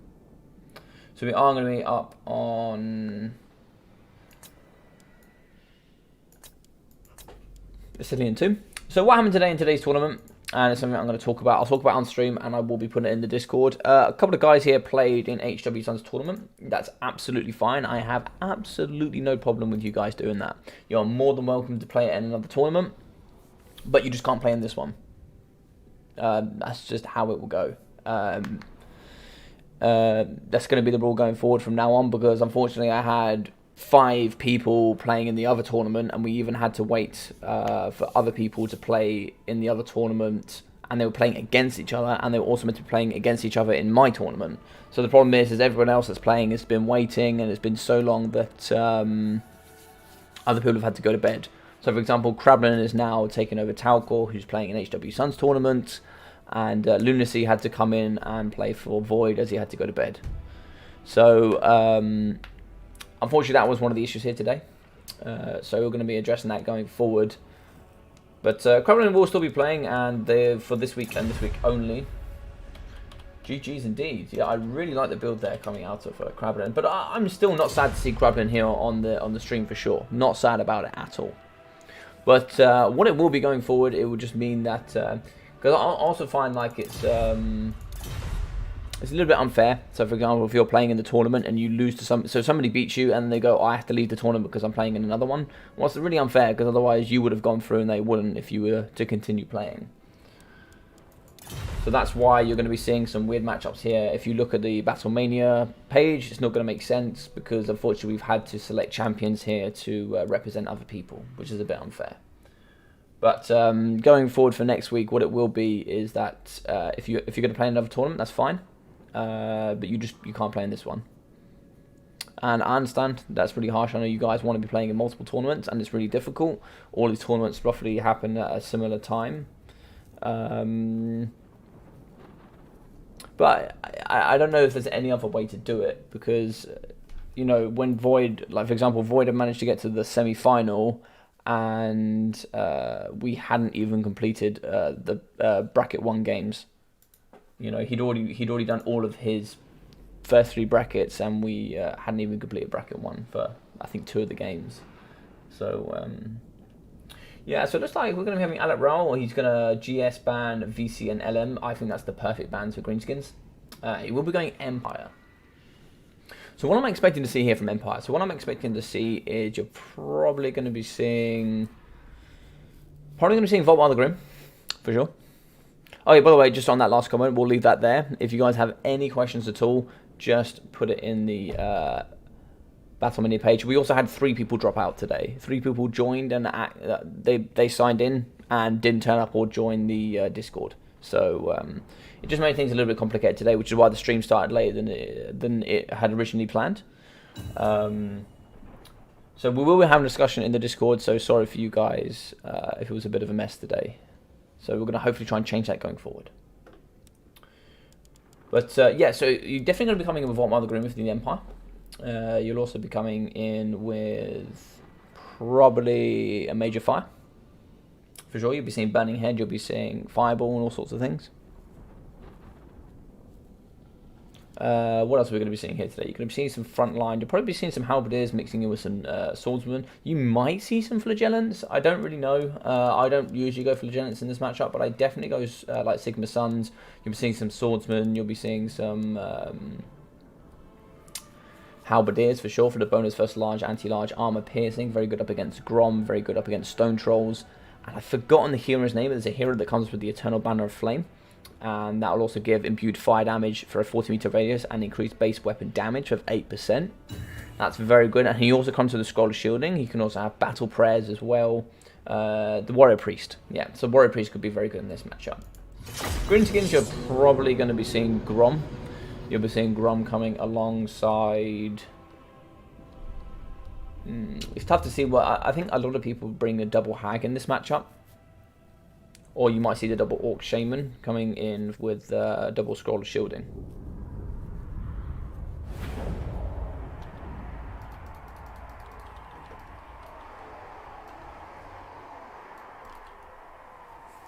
Yeah. I'm really struggling today.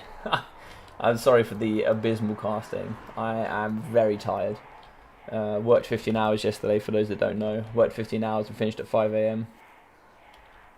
I didn't actually get to bed until 7 o'clock in the morning. So Flagellants in the front line. So it looks like we are going to be going Flagellants here, coming in for Krablin. I like Flagellants because they're also unbreakable. And if you manage to imbue that fire damage, it can be very nice. So we're going to have an Art Lecter here. There's some interesting stuff coming in with this Hammer of Sigma. So he's going to be coming in with Grand Soulfire, Grand Shield of Faith, the Mace of Helmstrom. That gives him fire damage plus base weapon damage of 60%, which is quite impressive. Grand Hammer of Sigma, and also Crown of Command. So you could probably make him unbreakable and then push in using the Mace of Hellstrom, giving him that fire damage. You could take on Grom quite nicely. Okay, so we're going to see the ROR Luminarch. So the ROR Luminarch is a bit of a meme, and I love it. But it's going to be coming in with a net. Also going to be coming in with the Locus of Hisha? I guess it's the Hish, is probably the best way to pronounce that. So reduced powers of magic, and also coming with Aura of Protection. But it's going to come with that fire damage, and lots of AP, so you're going to be very good at sniping out Grom. I'm going to come with a Wizard that also has a net. I think that's illegal, you've got double nets. Yeah. So that's that game done already, but never mind, we'll play it nonetheless. Okay, absolutely smashing up against the Goblin Big Boss. You're going to have Snarl Snake here. I like the Snarl Snake pick. Pistoliers on the side, and some more Flagelants in front line. We're also going to be coming in with a Witch Hunter. So he's going to be coming with Accusation, I'm sure. Yeah, he's coming with Accusation. I can't see what the other one is. But for the front line, we're going to be seeing some Gobbos, Savage Orcs, Orc Boys. Yeah. Are you allowed to take the double net here? I don't know if you're allowed to take the double net. I'm pretty sure you can't take the Light Wizard with a net as well as the Luminarch with a net. I don't think you can do that. Or maybe he just can't use it. I don't know. Don't know the rules behind that. I might have to ask Phoenix. Don't know if Jay Phoenix is in the chat. She might not be, to be fair. So it looks like we're going to have some Night Goblin Squigs pushing into the front up against the Flagellants. So we've got some Spider Riders for the nice poison. Both have poison, I believe, but arm piercing bonuses from the tree here for the Night Goblin Squigs. In the front line, we're going to be having some Orc Boys, Savage Orc Big Uns, and some Orc Boys as well. They're going to be beating up against Flagellants. They'll chew through those quite nicely. Looks like we are going to have a net and the skull here going down on top of the Goblin Big Boss. Goblin Big Boss is going to be struggling up against the Witch Hunter. I actually put on to seeing him back off a little bit and get some shots. Where is this going to be going is the question. So this fire is going to be going into... going to be shooting straight into the Forest Goblin Spider Riders. Okay, interesting choices. Where did Snarsnake go is the question. I didn't see what happened to Snarsnake. Did he get shot by the Luminarch is the question. No, so he's going to be over here. So he's going to be pushing onto the Luminarch. Where's the Luminarch firing? Oh, just nearly missed Snarsnake, but it did manage to hit up against the 8-peak Loonies. Spider Bamboo going down, giving the bonus most large, so they're going to be very good here. Can these guys push on and destroy the Templar here? If they can destroy the Templar off Luminarch, it would be quite nice. Very big on the balance power as well, but the rear charge downhill coming from the Flagellants.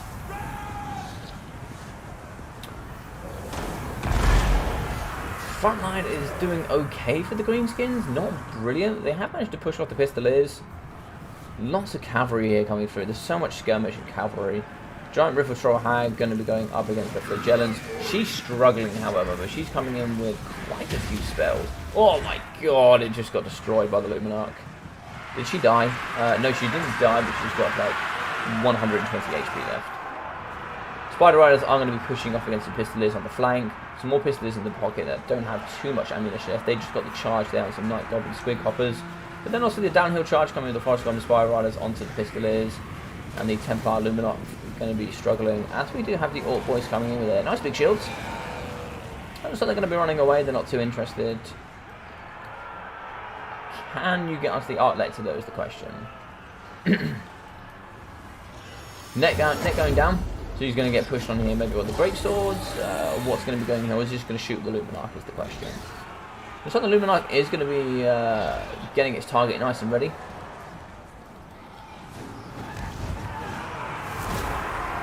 Alright, it's like Madcap Mushrooms. It's not Madcap Mushrooms, is it? Sorry, it's Fermented Fungi. Yeah, look at that. It's disgusting. Fermented Fungi going to go down. They get a 24 melee defense as well as the Rampage. You have to get a minus 20% damage there. But the Argy is going to be rampaging into the RY Night Goblin Squig Hoppers. Light Wizard flying over the top here. He has 1.9k health, but he's still got some good nets in there. Shatter Unit of Pistoliers here in the middle. And looks like, is that a double net going on top of Snarsnake? I don't, can you have double net? Brace for impact! Double net is allowed. Okay, thank you, Typo. Appreciate that.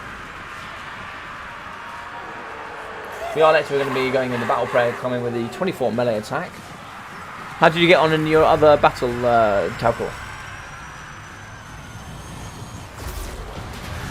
So he's going to be shooting up against the Morgly Marauders here. But these guys have some lovely AP. Very good here at countering up against the Luminarch. Luminarch has 100... Oh no, only 60 armor. I thought I had 100 armor. But the Bright Wizards are going to be in the pocket here fighting up against the Forest Goblin Spider Riders. Coming with the poison is going to be very good at just slowing him down. Just managed to kite there up against him. You should do quite well. So you've lost the River Troll Hag here. You managed to lose also your Goblin Big Boss. And you've... Oh no, so Snarsnake hasn't shattered yet. I thought he'd shattered. But you are going to be losing the double hero as well as Snarsnake for the green skins. So balance of power really starting to shift here as that's going to be most... that's disgusting. Was that's yeah, coming in with... I can't remember what it's called for the Light Wizard. Shem's Burning Gaze.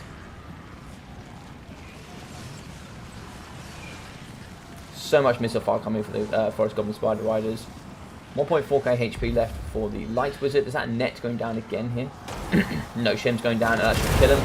Good work there. That's going to be the negative 16 leadership here going map wide. That should break quite a lot of entities, actually. Especially those that are in combat. More Green Mangy Marauders here will definitely break. It looks like the Savage Orcs, and that should be a mass rout and win here for the Empire. Really well played coming in for Krablin. Very well played to him.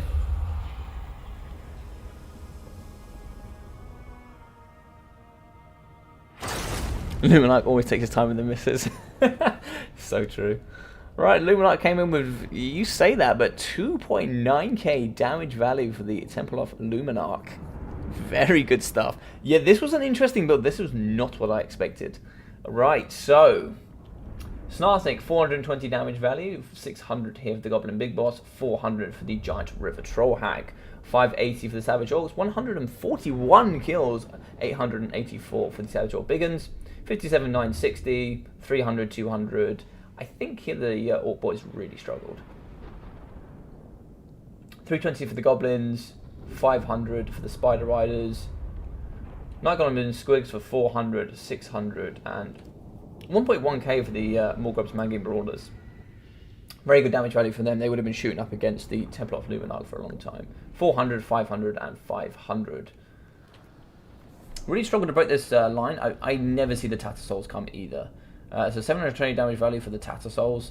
400 damage value for the Flagellants. 54 kills for 500. Great Swords, 780. 129 kills, 780 damage value as well.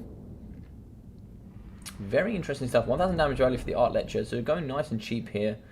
Just so you can bring in the Luminarch, 2.9k damage value. It single-handedly killed the River Troll Hag, the Goblin Big Boss, and Snarsnake. That's incredible. That's something you don't often see. Perfect. Well, let's get our boy in here.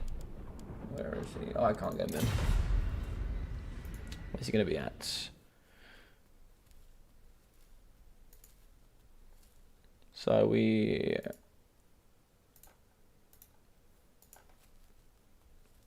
Tackle on the final here. I'm going to be going up against Magisa.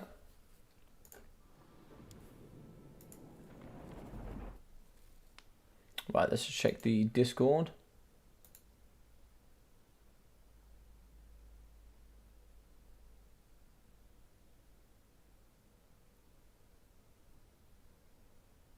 Okay.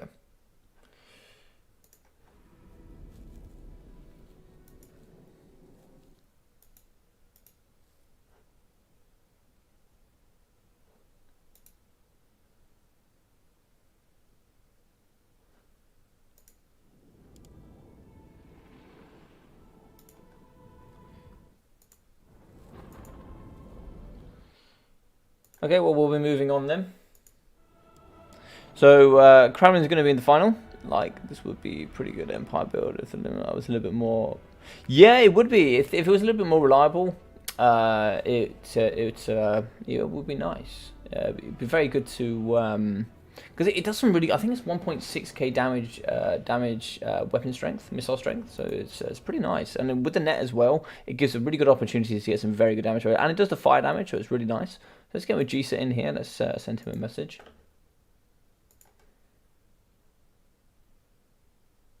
Where's the boy?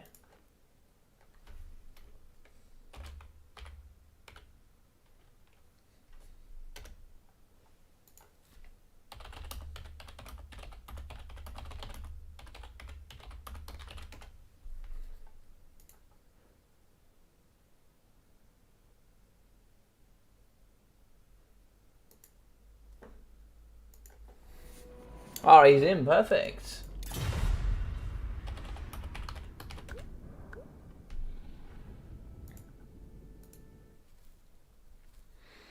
Would be pretty funny to see.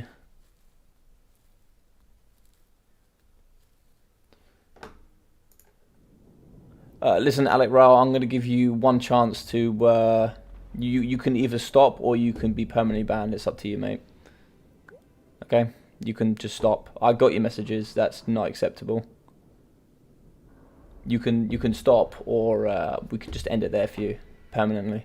Okay. Right, so we're going to have Medusa going in the final up against Krablin. As I said, as of next week, I understand that a few of you playing in the other tournament, and some of you were not able to compete here in the final, and this goes for multiple people. I'm going to staple this as a set thing now. Next week, you either play in one tournament, or you can play in another tournament. That's absolutely fine. I have no problem with that. But it's a little bit disrespectful to other people if you're going to be playing in both tournaments and you're not able to compete and finish off your games in a reasonable time. And also, you're going to be beating people in the finals. I don't have a problem this week because it's never really been a problem before, and it's something I'm having to adjust to in this particular moment while streaming. There's not too much I can do about it, and also people didn't tell me that they're competing in other tournaments. So when I start my tournament, I don't know what's going on, and people don't tell me they're playing in other times, and I will go away and I have other things in my life to do. I can't sit here and babysit everybody. If you guys want to keep playing, I'm leaving. I'm assuming that you are doing your battles. I'm not assuming you're playing in other tournaments, because if you're playing in other tournaments and people are waiting for you, that's really unfair. So Alec Rowell, you have no foot to stand on at all. Like, I even gave you an extra chance to play. So it seems unfair that I give you an extra chance to play and I don't allow Krablin to play in for.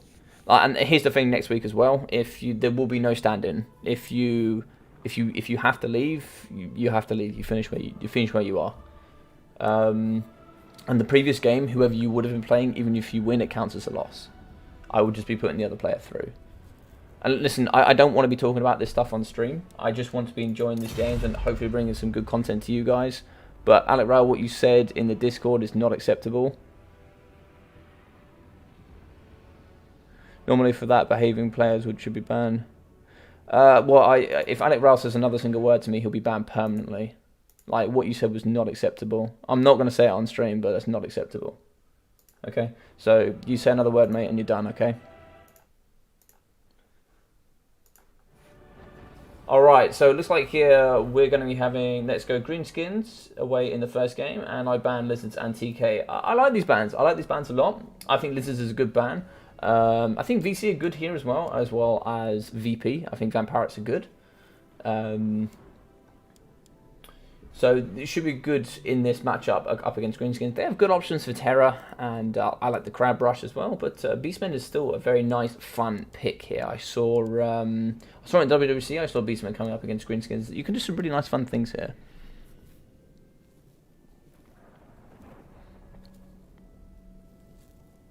Yeah, and unfortunate guys here. The thing is I always take criticism on the chin. I'm always here about improving and making it as fun for you guys as possible. I put all of my time into this. It's all my own free time. I don't make any money off this. I do this because I enjoy it, and I do this because I really like the game and I really like the community and all you guys that have been playing every single week. So big word out to you. Also, thank you very much. I've hit over 150 subscribers, so that's really awesome. That's made me very happy to see that all of you guys are enjoying the content. I get so many nice comments, and there are some times that I'm just exhausted. Like today, I'm just really tired. And, we all make mistakes. No, I don't. Azer's not blaming. I don't think he's blaming it on me. I just think, and I'm not having a go at anyone in particular. It's just a particular tournament mistake. If you guys are playing in other tournaments, you can just let me know.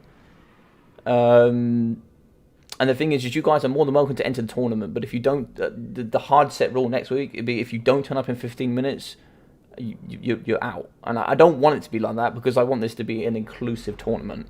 I want it to be as fun as possible where everybody can feel involved.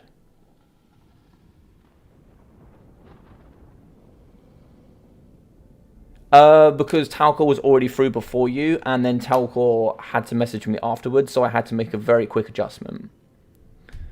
And Alec Rowell, look, you're a good player, and I'll accept your apology this time, but you're a good player, and don't be too upset about losing. This tournament isn't all about winning. If you just keep competing and keep coming back, you're a very good player, and there's a very good chance you'll get into the top 8. There's no problem with that.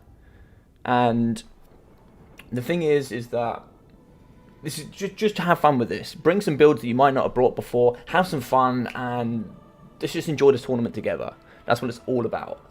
Like, there's no need to take anything personally. Like, I didn't think you'd mind too much with Krablin playing, because otherwise, if, like, for example, we've all got to the semi-final, Void can't play, and now Talcott can't play, so what do I do? You know, also, like, for people that are out in round 2, I'd have to go back as far as round 2 to find somebody to replace. You know, I would have had to bring Aza back in. Luckily, Aza would have been available, because he's here watching the stream, because he's an awesome guy. I would have had to get him involved. He might have gone. He might have left and gone out with some friends or something, you know, because he finished. That's the whole point of being best of ones in the beginning. It's nice and quick so that we can get through and get to the finals, and, you know, that's what you guys wanted. You know, I've changed my whole tournament around to try and match you guys so that we can fit it in, get as many people in as possible. Yeah, and the other thing is I also had 3 players come in that had signed up to play, whether by mistake or on purpose, and just didn't turn up. They weren't even in the Discord. And then I had 5 other players that were playing in another tournament, which is fine. Like, if you want to play another tournament, so I don't take it personally at all.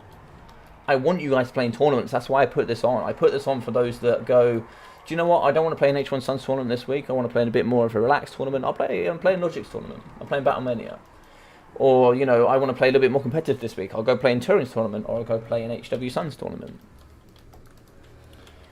You know, so it just gives you guys the opportunity to play. I don't normally stream on a Saturday. I normally do this every Friday, where it's only me and Viking that do it.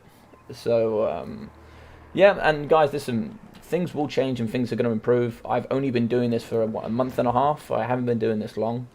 So just bear with me whilst I try and work out this sort of rocky thing.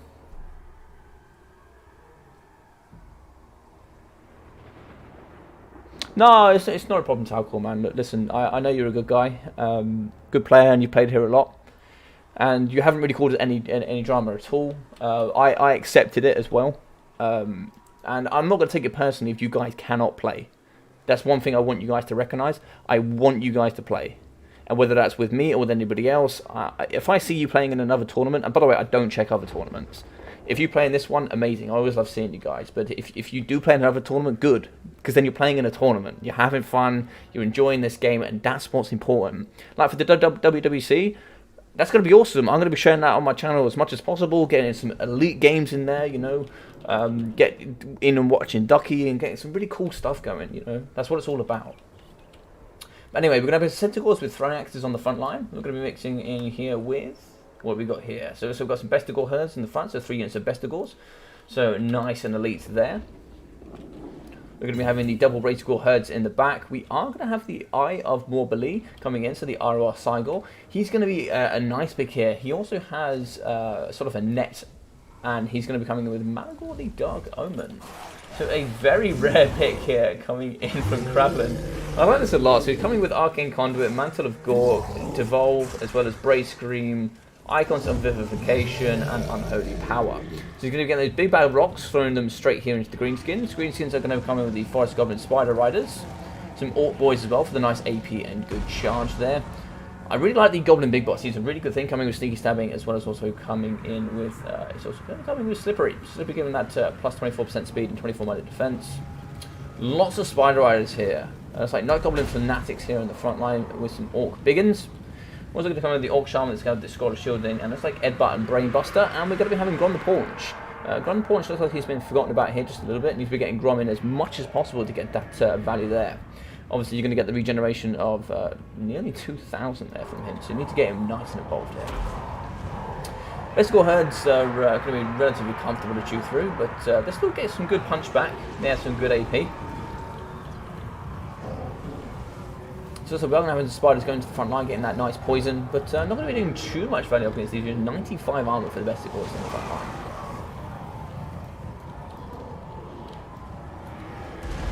So nice rocks here, getting punched straight into the Savage Orc Biggins. Savage Orc Biggins will do okay up against Bestigor herds. Going to struggle to get through that armor, but look at that crash there. Fantastic stuff.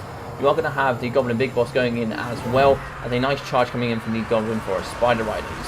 There you go, with that nice overwhelming, including the poison, and the nice attack coming in for the Goblin Big Boss. Very good stuff up against the Bestigors. Mantle of Gork going down, but it will give negative armor, but gives that massive plus 40 melee attack, armor piercing, and base weapon damage. Some really good stuff there on the middle pocket. Looks like Razor Gore Herds are losing on the side to the Orc Biggins, and around the flank you're going to be seeing the Greenskins do what they do very well, which is whip around the flanks and getting a nice surround. So Forest Goblin Spider Riders, we do have some units in the back here. Grom just about making it here to the party. He's going to be coming through. Are we going to see any big stuff here coming out of Malagor the Dark Omen? He comes with quite a few spells here. The Brace Screen could be very nice here, as well as coming in with Vile Tide. Greenskins are very good at blobbing, and he's a very good anti-blob. Especially coming with Vile Tide, that you overcast that, it's very good there for the nice air effect explosion. Sentinels throwing axes are going to really struggle. They have so much ammunition left here. So 12 lots of ammunition left. Such a shame to see these guys going down here. There's still a very healthy unit here of Sentinels throwing axes. These guys have lots left. Going to be shooting straight into the Night Goblin Fanatics. Getting the good charge there. Oh, they've shattered. That's such a shame. But they're getting a good shatter there. But Immune to Psychology again now. But they will break, so they can now disengage and see if they can get some good damage value onto the Forest Goblin Spider Rider Archers. These guys still coming with that 45 armor, so no joke. The throwing axe is going to be very good at carving through that. I think we had 3 units of throwing axes, so we've lost 1, but we've still got 2 left, so some good work there. And the Razor Gore Herds here coming with the armor piercing and the nice charge bonus as well. 46 charge is not too bad for a 500 unit cost. Nice charge here, so they are going to get the charge bonus there for their leadership, but they will very quickly go down due to being losing in combat. Oh, they actually might win here up against the Forest Goblin Spider Rider Archers. Very good stuff there with the charge. Razor Gore Herds performing much better than I thought they would have. Really good stuff there. Nice Brace Screen going to be coming down though. Looks like maybe a bit of a misclick. It looks like they're going to be hitting most of their own units there. The AP unit is still coming in. 200 damage value, so they have 200 HP left, sorry. Few models, so they will be going. Throwing Axe is going to be going into the Orc Biggins. The Orc Biggins do manage to catch up with the Centaurs, which I think they have 95 speed. Yeah, they have 95 speed until they drop below 50% leadership, then they lose their Primal Fury. Sheriff Razum doing really well in the WWC. For those that don't know him, fantastic player, playing in BattleMania quite a lot here. So there's a really nice sandwich effect here coming from the Centaurs. Really good stuff coming in from Krablin, just shutting in that unit there.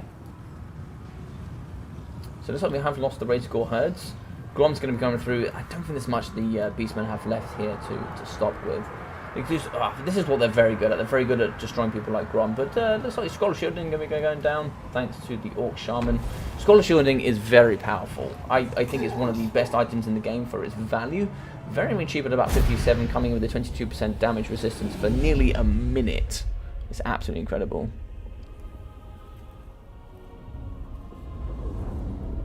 I do like Beastmen up against Greenskins for sure, but it's a difficult one. It's a difficult one. I think I would have liked to see VC or maybe VP going here up against Greenskins. But still, I really like that coming in for Krablin. GG's indeed. Alright, so Ogenhammer in the first game. We'll be moving on to MP Alpine Ridge.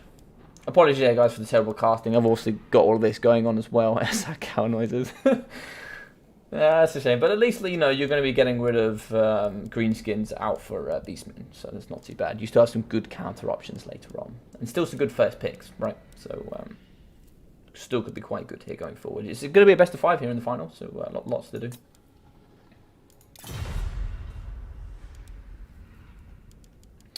And so yeah, so I don't want to touch on that anymore, guys. But yeah, we'll be sorting that out next week. The rules will be very stated, and I'll say it in the Discord before we start next week.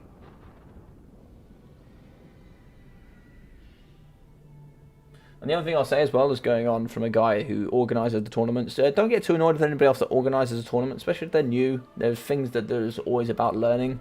Organisation, you know, there are things that Ducky teaches me, there are things that other people teach me that I talk to, and it's just a learning process. It's a learning process. So it's also going to be flying up against Wood Elves and Lizardmen. So it seems to be a popular pick here for Krablin. But there's going to be no Greenskins here. But still Skaven here to go up against. I know he's a big Skaven fan, so Skaven could definitely do quite well here up against Norska. Not too much fire damage going to be coming out of the Skaven side. So how they're going to deal with Wind Wolves could be difficult.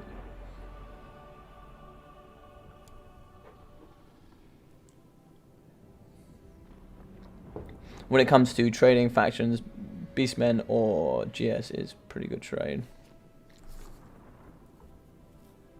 Yeah, I like Beastmen up against Greenskins for sure. I've seen my clanmate Papa Palpatine. He's a very good Beastman player for sure. And Geese Howard, word up Geese Howard. He's a good Beastman player as well. I like seeing them going up against Greenskins.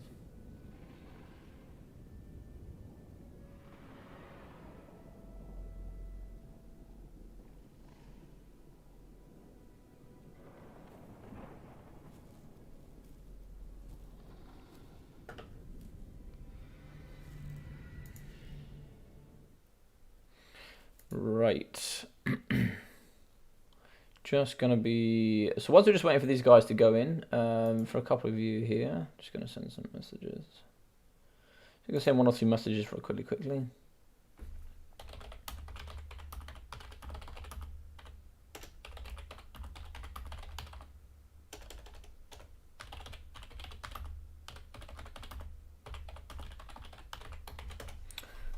Just got to sort this out very quickly, guys, and then we can get straight back in with it. Sorry about this, I have to organise one or two things.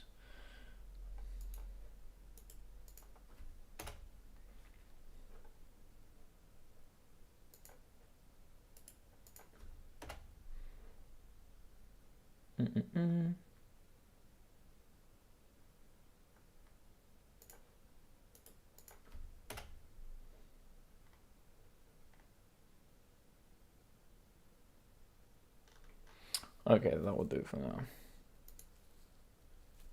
Sweet. Okay, so we're going to have a Dark Elf pick. I like this quite a lot.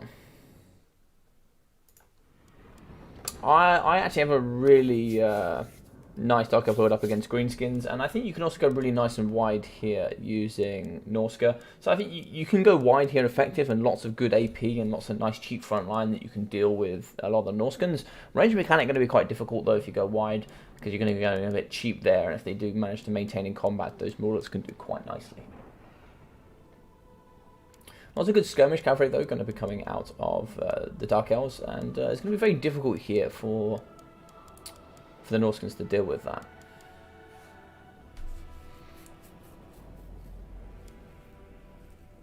But our primary is going to be probably a little bit more favouring here for Norska.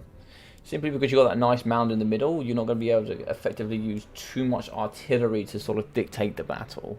You can use it, and the Reaper Bolt Thrower are going to be very good at shooting. It's got a nice angle of fire, so it can shoot over that top quite nicely. I actually used that mechanic with the High Elves in the WWC in round 1. I was able to get a nice Eagle Claw Bolt Thrower over the top and just force them to come over the ridge.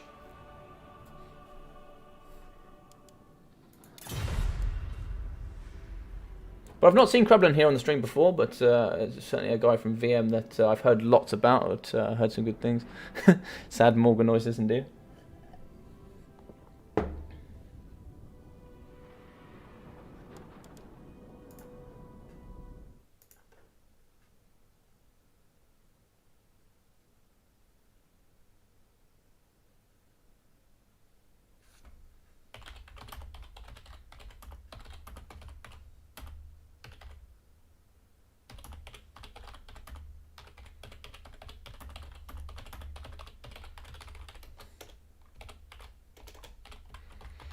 Alrighty.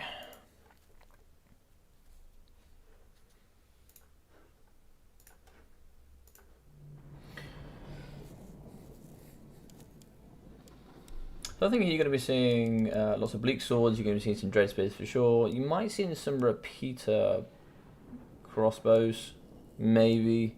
What they got, 125 range with armor piercing, I think. Krablin is very good. He has been doing very well in the WWC. Yeah, there's been seeing lots of new guys in the WWC. I saw Falcon News too. Was it Cypher? I think. Guy I've definitely heard of before. I think I saw a cast of his. But yeah, building Falcon was quite impressive. I've seen lots of good guys doing in one of the WWC, and I think Krablin done quite well. Was it in Turin's tournament? I think he might have won one of Turin's tournaments, I think. So Krablin, a very good player. I've heard lots of good stuff about him. I've never seen him play, but some of the builds he's come out with, especially from Norska, with those over aggressive rush builds, was incredible up against the Empire.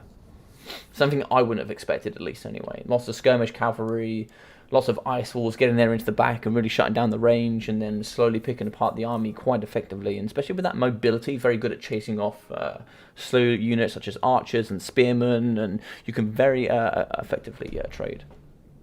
Yeah, Sophia beating Falcon. Some good games, some very good games. And for those of you that didn't check out, a brilliant game you guys ought to check out, there was a DBD clan war that I casted. There was Cap Tellus going up against a Rubberlucker War. I think it's 1 hour 57 minutes into the video. Empire going up against Empire, one of the closest matches I've ever casted. It is a mirror match, but it is definitely worth the watch. If you haven't seen it, it's definitely worth the watch. So Magisa is ready. And after Alpine Ridge, let's double check whilst we're here. After Alpine Ridge, we'll be going on to River Amazon, Pillar of Bone, and El Alguin. So some nice maps there, varying sizes. Right, looks like they're both ready. Let's hop straight into it. And Magisa coming through today. Not seen him here before, and he's... It was super close. It came down to Karla Franz with about 300 HP up against 2 units of spears, 2 units of halberdiers, and a unit of swordsmen. And he had just Karla Franz of 300 HP and a life caster on a horse. I won't tell you who won, but that's how it finishes. Alright, so we're going to come in with the double Ferromanticore. And also going to be coming with 3 units of Witch Elves. So 3 units of Witch Elves going to be very good there for the Rampage mechanic. They are very susceptible to that fire though, but you're not going to be seeing too much range here coming out of the Norskins. So there's some Dread Spears in the front line. So 3 units of Bleak Swords, 4 units of Bleak Swords, and the double Dread Spear. 3 units of Witch Elves, making a nice wide front line. Also going to have some Black Ark Corsair Handbows, Dark Shards with Shields, 2 of those, and looks like the double Black Ark Corsairs. Let's have a little look. Ooh.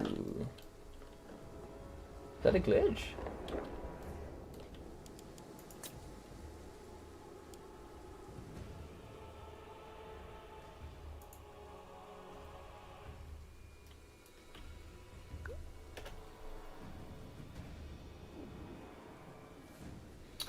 Who miscounted? Was it Magisa? No, Krablin miscounted, right? Yeah. Okay, well in the game.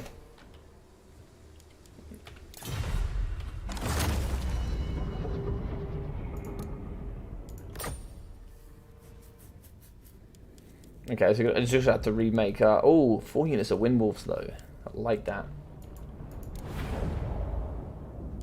Right, so I'll host battle up again.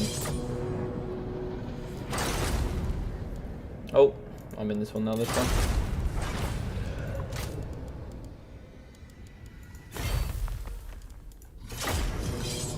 Yes, and guys, very quickly whilst we are waiting, opinions about this matchup, we'll go through it tough if you're the Norscan player, I think. If anybody knows anybody that does any sort of design, so whether they can make me a really cool picture to go on my front here so I can block all the units, and if anybody can also do any stuff for YouTube and also can make me a nice banner at the top so I can have like names and points, if anybody knows anybody like that that can do that sort of thing, please let them know to me, and obviously we can get talking about that. Right, let's get these boys in, so I need them to join up again.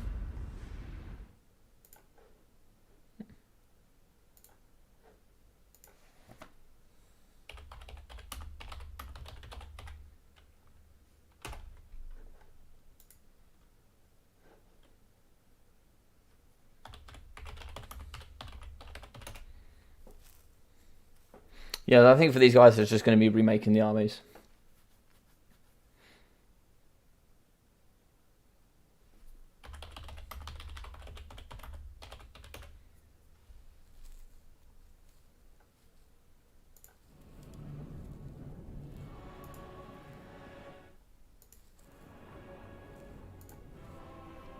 Interesting build idea. Needs some...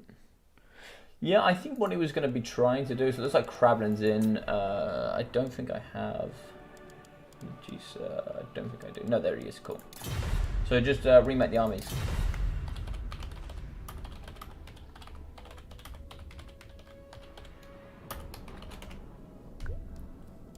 Right, so let's just go into a quick remake of armies here. Yes, the build idea, what did he have? He had 4 units of Wind Wolves. He had, I think, 4 units of Ice Wolf Chariots, did I see? So it looks like he's just going to be going with the cycle charging and the regeneration, bonus as large, and just trying to continuously cycle charge by the looks. Looks like Krablin's ready. Medusa has the full opportunity to change his entire army if he wants. But there's no advantage to either of them here. They both know what each other was bringing, so it's a little bit unfortunate. We'll be putting it onto MP Iron Pine Ridge.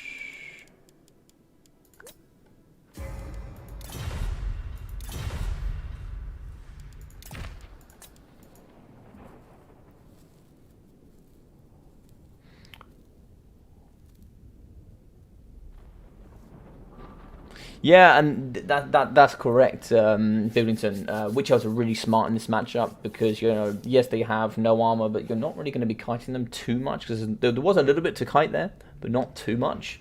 And if they do manage to hit any sort of entity, you're going to cause that rampage, and then you could just flock and just destroy that build. Just destroy that unit. You know, so they're able to hop onto anything. It's going to be pretty devastational there for the Norsemen. Also, you can like start rampaging sort of like Norscan wolves, and you could just stop them from cycle charging, pretty much. That's the great thing about Witch Elves.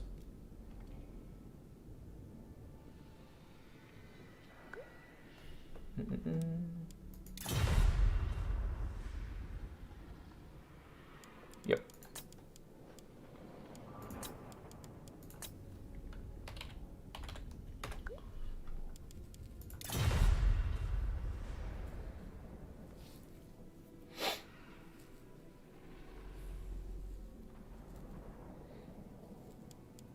But what about you guys at the moment? What matchups are you struggling with? Any matchups you guys think you could... Discussing is Blackguard plus Elves. Yeah, especially if you've got like large units as well. You can like rampage large units and then force them straight onto the Blackguard. Destroying, or even Hagenhof Executioners for that matter. I think the RR Hagenhofs actually come with Guardian as well, so they're pretty scary. Having something that elite, bonus for infantry, anti-infantry, armor piercing, and also have Guardian, it's pretty scary. Yeah, I was doing lots of battles with Flex, actually. I was struggling with going up against Vampire Count. So what I've been doing recently is I've just been playing Vampire Counts against everybody. Just playing it over and over and over again. So I learn counts and learn their weaknesses.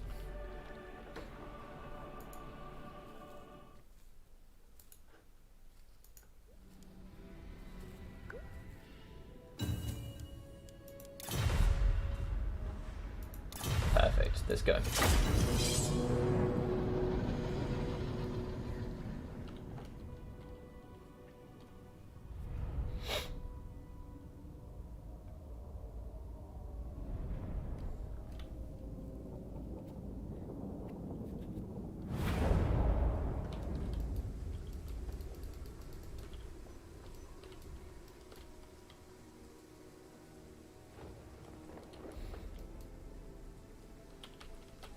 Alright, so this is going to be a little bit of a change here. So we're going to be coming with Ice Wolves. Looks like 1, 2, 3 units of Ice Wolves. 4 units of Wind Wolves. So we're going to be coming with just normal Skin Wolves. No armoured. I like these. The armour making them a lot slower, but you're still going to be getting a very nice 75 speed from the Skin Wolves. Coming with that regeneration. It's still on 15 armour, so it's not huge, but yeah. Marauder Ice Chariots here. So what's that? 1, 2, 3 units. And some Raw Spearmen for the front line. Okay. Beast of Tashnar coming through as well. These nice grey boys here coming with that 95 speed. Bonus for Sarge, Anti-Large, Frenzy, and Strider. I mean, these guys are very good. We're going to come in with Big Throg Daddy here in the back. Big Throg Daddy coming with the Hammer. He's obviously going to be coming with Frostbite, Armor Piercing, and bonus First Large. You can have Fight or Die and that regen. And we're going to be having the Sorcerer of Shaman of Death in the back. So he's coming with Doom and Darkness, Spirit Leech, and I didn't see what else he had there. Throg, get your hammer out of the way. What else was he coming with? No, that was it. And he's coming with Scroll of Shielding. Nice. So we're going to be coming... Is that Marathi? Yes, and Marathi's going to be in this guy on top of a Dark Pegasus. Only one Ferromanticore up in the top. What have we got here in the front line? So we're going to be coming with the double assassin. So I like the double assassin play. So double assassin will be coming with quite a lot. He will be coming with Assassin's Trophy and Web of Shadows. Really good for that net. He'll also be having stock in the massive 800 missile strength with poison. And that's why we're going to be coming with the double Assassin's Trophy. Blackout Corsair handbows. 2 in the front. 3 in the front, in fact. They're coming with lots of armor, so 80 armor there. Witch Elves, 1 unit in the pocket. Some Blackguard and Nagarond in the front line. Some nice... Oh, and 1 in the back as well, with a nice box of spears. So it should be very interesting to see how this box is going to work. And the box is fine as long as Medusa here is nice and aggressive with it.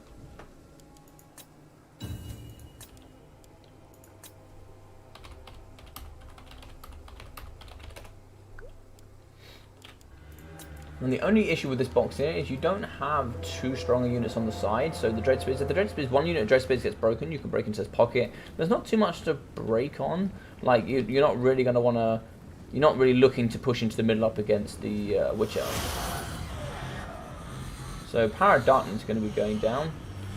So it causes damage to this unit and going to be giving that increase there to Power Restoration.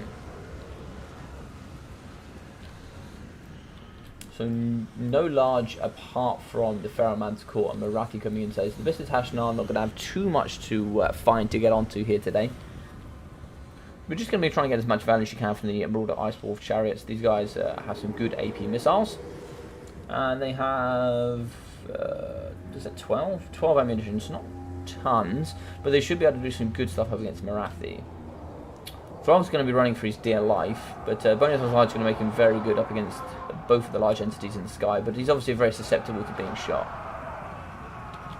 He has very, very low armor, but the Death Sorcerer should be able to come in with a nice Spirit Leech. Spirit Leech could be quite good up against Marathi, killing Marathi as much as possible. She obviously will be coming in with Soul Stealer, I imagine. We didn't actually check that. So, looks like Spirit Leech is going to be going down on the Ferromanticore and not Marathi. We should hopefully be able to get Marathi here. So Marathi... No, I can't get onto Marathi, but I think she's coming in with Soul Stealer, Doom Bolt, and looks like one more, I can't see it, but she's coming in with her weapon as well. Which I was going to get a nice counter charge here coming in from the Skin Walls.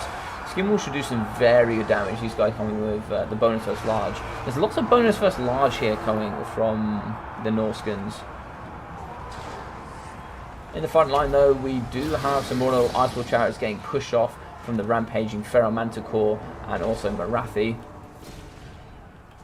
Terrified, Beast of Tashnar will become back. You want to get the Beast of Tashnar in here now, quickly. Get them straight onto the Ferromanticore. Icewolf chariots as well, coming in with Frostbite will be very good. Be able to keep Marathi on the floor, hopefully. Are they going to be able to catch her? It looks like they're going to be able to catch her, so... Oh, looks like she just about got away with it. Looks like a Doom Bolt coming down here. Rampaging Ferromanticore in the back. Not the best choice, I don't think, of that spell, but could be good. Still getting some good damage value, but probably not the best choice. Throg is going to be running for his life. Assassin's Trophy going on top of him, meaning he's going to get hit relatively hard there. Look at that leadership going down there. But everything's going to be bombing onto this pocket. I think it's going to be a lot of push here. You do have both the Assassins as well as Marathi in that pocket. So is that Soul Stealer going down as well? Yeah, Soul Stealer, Web of Shadows going down for the negative speed. Looks like everything's going to be committing to this fight. If you do manage to get the Blackguard and Nagarond in here, it's going to absolutely destroy Throg, the Skin Walls, and the Marauder Icewolf chariots. Not too much to deal with the Blackguard. You do obviously have the Marauder Icewolf chariots, but it's not a tremendous amount. Assassins don't have too much melee defense, coming in with 42 melee defense, but 88 melee attack, very good stuff. Doom and Darkness here, that's Assassin's Trophy Fight or Die. Doom and Darkness is going to be down on Marathi, the negative 16 leadership. Throg there has broken, and he probably will go down here. He is relatively fast though, so he will be coming with, he has been slowed of course, but I think he normally has about 60 speed. But it should be a Marathi should be able to get a nice good punch in the back up against him. But looks like the Beast of Tashnar are going to be coming through with a nice charge up against Marathi. Not able to stop her in her tracks, but maybe the Ice Balls can. He is going to be going with 300 HP. If he is allowed to move away here and get that regen, he can come back into the fray. We're going to be pulling heavily into the Dark Elf favour. There's just not enough here for the Skin Balls to really hop onto. And a good counterplay using the Blackguard and Agarond. We are going to lose some Skin Walls, and that's going to be GG's. That's really unfortunate, but a nice attempt here from Krablin. A nice attempt. I think once Magisa here had a bit of an idea of what was going on, just changing it out for the Blackguard and Agarond and the Spears, just made it a little bit unwinnable here. Yes, Aza, it's a 1-0 fight here now, and 2-0 now.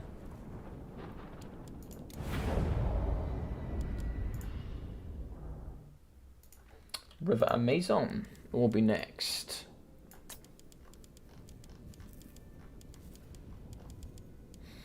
Where is the big river?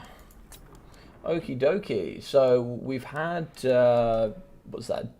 Greenskins and Dark Elves. I think you could probably see Skaven coming next. I don't mind Skaven on this matchup. Big up Talcor, the big boy there. That's what I needed. Sweet, so that should be Magisa to ban and protect. Yeah, Magisa to ban and protect now. So I assume he might go like Skaven. We could ban Greenskins here. Norska, but we've just had Norska, so you don't need to ban Norska. So you could ban Vampire Counts. Could be a good ban. Or, no, maybe not. I don't think Vampire Counts is too good here. Maybe banning Chaos could be good.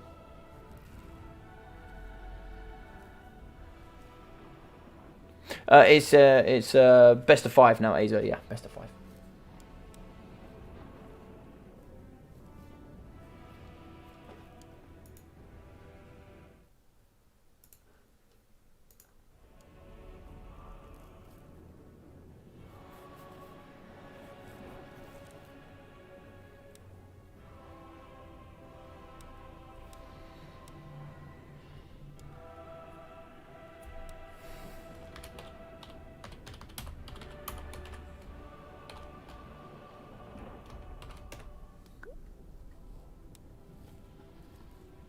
I think Magisa is probably just going to be thinking here.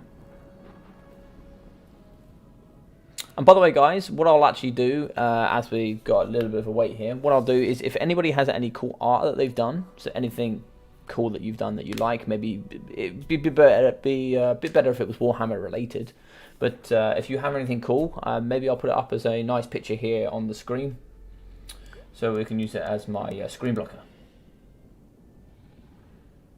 I pick Skaven, ban TK, and what else? Okay, yeah, okay, not bad.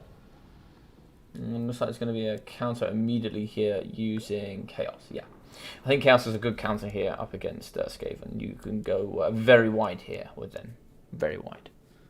So yeah, if you guys have got any cool art or anything like that you want to submit here to the channel, on my Discord for you guys that can join. If you hop onto my Discord, you'll see a media content where you guys can drop in some stuff there.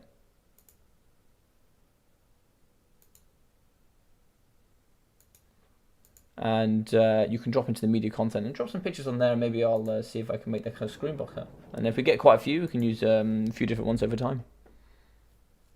Or anything cool you see, Bibblington, anything cool you see, just drop it into the media share, and then I'm going to make some... I think Ducky's going to be showing me how to make some things.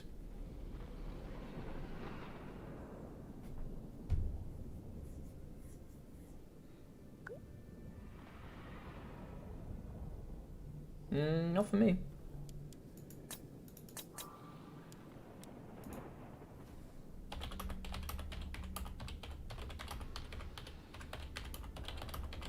So River Maison for me. Yeah, it can be like something on a loop. Yeah, for sure. Yeah. Anything cool you guys can see? Anything cool you guys like? As long as it's streamer friendly. Just chuck them all there in the channel.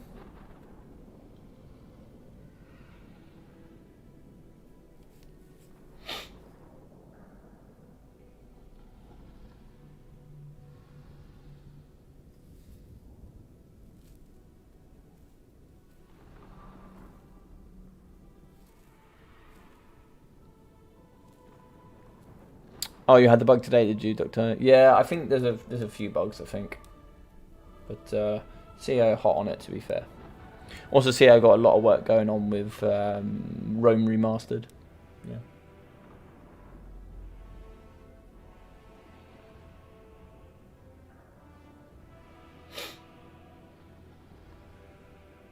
What are you guys feeling about? Rome Remastered? Anybody here interested in that, or are people here just all Warhammer fanatics? Because for me, I didn't start on Rome. Like Warhammer 1 and Warhammer 2 were already available, but it was my first game I started on. I got that one first. I got it for like £1.50 or something. It's crazily cheap. Right, looks like Krablin's ready. So I think you're going to go nice and wide here, lots of Marauders. You're going to go very wide here with some nice terror. You're going to see some Manticores. Who else could you see? You could see Sigvald, for sure. Sigvald with a Firecaster, perhaps. That could be some good picks here.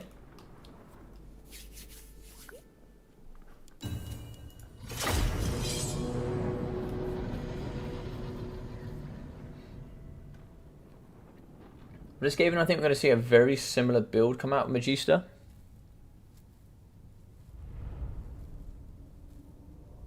Oh, I've got Medieval too. But played a lot of Rome. Very excited for the remaster. Yeah, I don't know if anybody saw like Carthage's content. Cool guy. If you don't know him, go check out Eric Carthage. He did his Carthage campaign, of course. And Ducky done one, I think, yesterday. Maybe it changed, but I think he did. Oh, we were deciding. I don't know if he did. Or actually, I don't know what I can say. He either did a specific thing or he didn't, or he did a campaign. I don't know which he did, but hopefully you guys check that out if you didn't do. But yeah, I think here we're going to be seeing a very similar build. Yeah, this is a good build. I like this build a lot. It's one of the best gaming builds I've seen in a while. So 4 units of Wolf Rats of Poison, 5 units of Poison with Globideers in the middle, some Rat Ogres. It's like 2, 1 on each side, 1 in the middle. Plague Priest coming in with both the summons, and you're going to be having some Clan Master Spears around the outside. Coming with an Assassin here that's coming with Trophy Head, Concealment Bombs, and Rival High Talisman, and Scurry Away, and Slippery. Also, Whirl of the Weeping Blades, Deathmaster Sigil, Concealment Bombs, Slippery, the Cloak of Shadows, the -9 melee defense and -4 leadership, coming in for Deathmaster Snicketch. So really good stuff there. Very good, similar build. Oh god. Okay, so it's not. We'll see how this goes. But we do from Krabblin. We have some Chaos Warhounds and Poison here in the trees. Oh, we have some more over here. The Mortar Horsemen and Horse Masters. So those 2 units in the trees over there as well. And also the majority of the force here are going to be over in the trees. Warhounds with Poison. With Mortar Horsemen, Horse Masters, so lots of Horse Masters and Poison. But, I need to use this minimap more. I play too much Legendary campaign. I never use my minimap, and it's really bad. So some Forsaken in the trees. These guys coming with the 46 speed. Ooh, and the ROR Forsaken. Nice. I don't see these guys super often, but they're a really cool unit. Like, and their unit design is like disgustingly great. Like, they are just amazing. Lots of Forsaken here. Is that just because they all cause fear? No, they all have immune to Psych. No, I'm surprised these don't cause fear. But yeah, we are going to come in with the double Hell Cannon. That's incredible. And Prince Sigvald the Magnificent. Yeah, of course. Firecaster with Burning Head, Flaming Sword of Ruin, and Fireball. And of course, the Scroll of Shielding. For those that don't use Scroll of Shielding, yeah, it needs to use Scroll of Shielding. Oh, you've been playing Total for 10 plus years. Oh, nice, dude. Clearly have a lot to teach me, eh? The Fireball going straight down the rip. It's going to be going straight off Poison Winds, I imagine. Oh, yeah. Lots of damage here up against these Poison Winds. Good stuff going in there. Really good work. Double Hell Cannon is going to be interesting. Most of his forces is in the trees. No complaints, though. So it's like we're going to be carrying on. Kiting here up against the wolf rats with poison. They are going to get negative to leadership as they're under fire. That -5 and then sustains damage. Exposed flank will become eventually, as there's an overwhelming amount of numbers. These guys only have a base 34 leadership as well, so got to be very careful here when it comes to dealing with those. And poison warhounds here, chaos warhounds, will do a lot better. They have, I think it's like base 47 leadership, so they should do quite well. You don't really want to be trading your warhounds up for theirs. It's not worth it for you. Firecaster here going to be in the middle. Is he going to be getting a nice burning head along this line? Is probably what I'm thinking. We are going to be seeing some wolf rats and poison getting straight onto the Brawl of Horsemen and Horse Masters, but they should get some good kiting here up against the wolf rats. Skaven here going to get a nice good surround. We do need to... the majority of the force here is in the trees. I'm not a fan of this.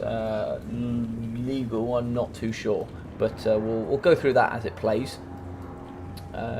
You're generically meant to have most of your forces out of the trees. I think this is illegal, but you know, these two experienced players clearly, so we'll have a discussion afterwards. But Chaos Sorcerer of Fire is going to be in the pocket, hopefully going to be breaking the unit of Poison Wing Globadiers here. But so many coming forward now. We do have 4 units coming forward to the front, and the 5th just behind. I think it broke momentarily there. Wolf Rats and Poison going straight onto the Hell Cannon. Big loss there, unfortunately. And you are going to be having Death Master alongside the Assassin popping as well. Getting out 1 Hell Cannon there for 1.2k damage, 1.2k value. Very good. Forsaken going to be fighting up against the Rat Ogres. We also have some support here from the Mortal Horsemen in the back. We are going to be having the Plague Queens who has been tracked here up against the Forsaken. Burning Head here going in the back up against the Clan Rat Spearman. We are going to be having Snicketch moving through, getting some good damage. He will lose against... he will eventually lose up against Sigvold. Sigvold will actually beat him relatively quickly. The help from the Assassin can help. Look at that. So stand or die, heroic healing blow, rival tide talisman, all sorts of stuff going down here. But regen as well as perfect vigor for Sigvold is actually incredible. Perfect vigor is actually really strong and I think underrated by quite a lot of people, as it prevents that negation there for duration. We're about to be losing the Poison Wing Globadiers here. These guys just keep getting pushed back and keep getting broken. That's 3 down there, 1 on the flank. I don't know what happened to the 5th one. So it looks like we do have a Shattered Plague Priest. That's big work coming in there, so none of those summons are going to be able to come through anymore. As we can see here down in the pocket, Sigvold has popped Slippery and is going to be fighting up against the Assassin. Where did Deathmaster go, though, is the question. Did Deathmaster Snicketch get pushed off, or did he die? Unit has been wiped out, but I can't see. Deathmaster must have died. Oh no, there he is. He's in the pocket over here. So he's going to be fighting up against the Horse Masters. He's coming in with 1.1k and with Slippery as well for the extra melee defense. I don't think he's trying to... I'm not sure what his plan is here. Maybe just trying to see if you can tie up the Lord of Horse Masters as much as possible, stop them from shooting. Poison Wing Globadiers are in combat up against the Chaos Sorcerer of Fire. In the pocket, though, the Rat Ogres are going to be losing up to the Forsaken. Rat Ogres are not going to fare too well in the trees either. I think they get quite a few negatives in the trees. But as do the Marauder Horsemen as well. So, healthy, very healthy unit. Poison Wing Globadier is going to be coming through. Trying to maybe see if they get some good poison here onto the Horsemen. But there's not too much here looking left for the Skaven. Here in the middle, Deathmaster, coming through there with one of Weeping Blades. Very good stuff there. But Prince Sigvold the Magnificent going to come through and absolutely destroy them. Good charge here with the Clan Rats, but looks like Deathmaster did go down, so that's going to be a negative 16 there to Lord recently died. Now we'll drop down to negative 10 over time, but that negative 16 is ginormous for Skaven. It's incredibly high. Pretty much insta-break if you're Wolf Rats, and a Shatter as well. Fantastic. Army losses going down here. Really well played. Not too sure about this tree play. Not sure if that's illegal or not.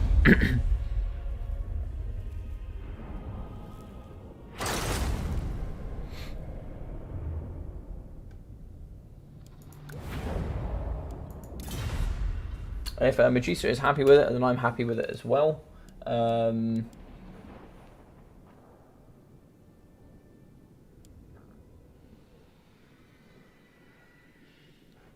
don't know if any of you guys saw any problems with that.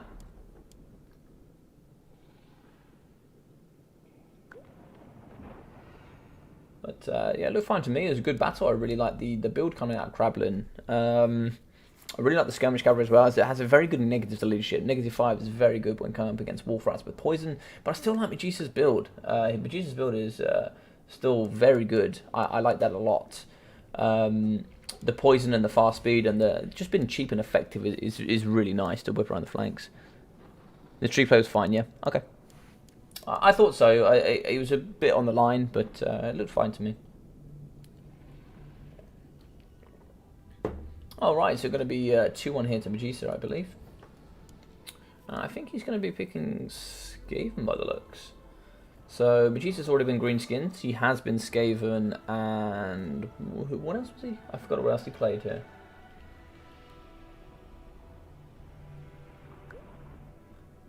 So, Skaven ban, Beastmen, and Chaos. Yeah, 2 very good bans there for sure. I can't see what it was previously, can I? No. Oh, he came with Norska, yeah, Norska. No, Chaos, sorry. He came Chaos into... No? Krablin came with Norska, sorry. Pillar of Bone.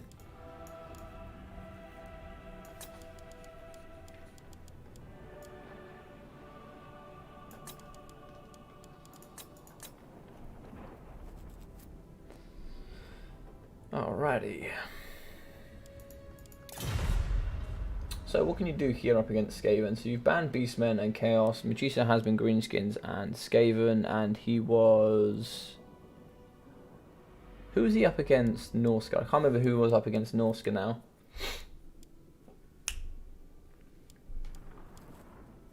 But up against Skaven, you could comfortably be... You could try VC. Do you like VC up against Skaven?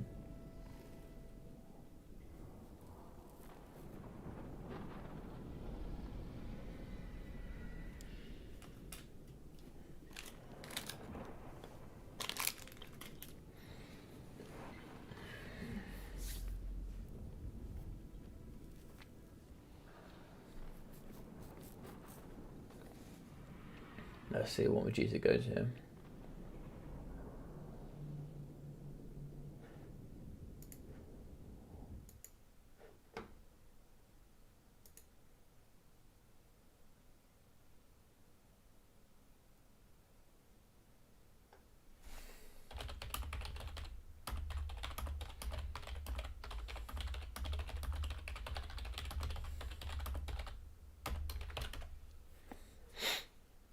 Perfect. Alrighty.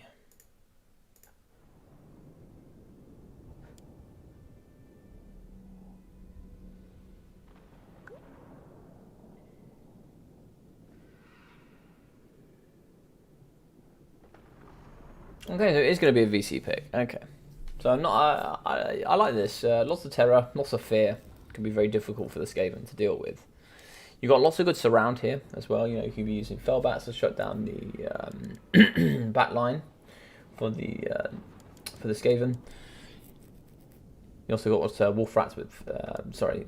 yeah, they'll have Wolf Rats with poison to deal with. I don't know what I'd do as a Skaven player up against the VC, but if I'm VC, you're probably going zombie front line with a nice fear. Should be good at dealing with very cheap Skaven. You could see things like rattling guns, Giselles to snipe out lords, snipe out nice big creatures that cause terror. Probably don't see a dragon vampire lord here because he'd just be far too easy to snipe. You want something nice, whippy, and fast. I've forgotten the mount, and I'm sure Flex can help me remember. But there's a smaller model than the dragon that's pretty fast. I think that's about 105 speed. It's quite a small hitbox as well, considering its speed. So you could come out with that.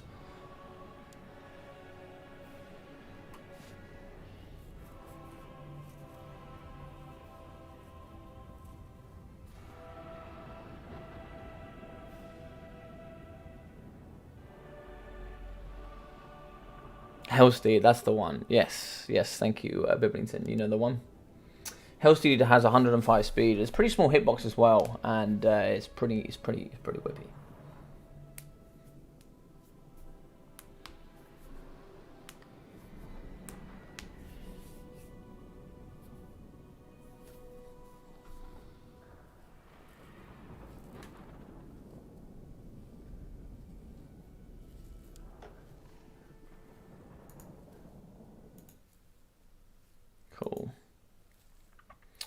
Alrighty. Probably going to be nice and flat as well, so they're not going to have too much obstruction here to fire coming in from the Skaven weapon teams. Yeah, that's the one. Yeah, the Hellsteed. What do you do in this matchup, Flex and Biblington? Help it wouldn't be too bad. Coming with the regen, bonus us large.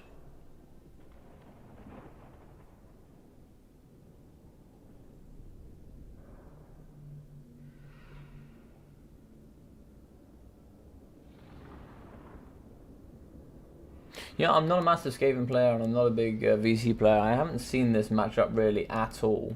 I think this is one of the more rare matchups you see. I don't particularly think it fancies either side. If anything, I think it fancies the Skaven a little bit more.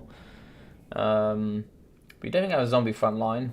You don't really need to go expensive. You could even just go skeletons, really.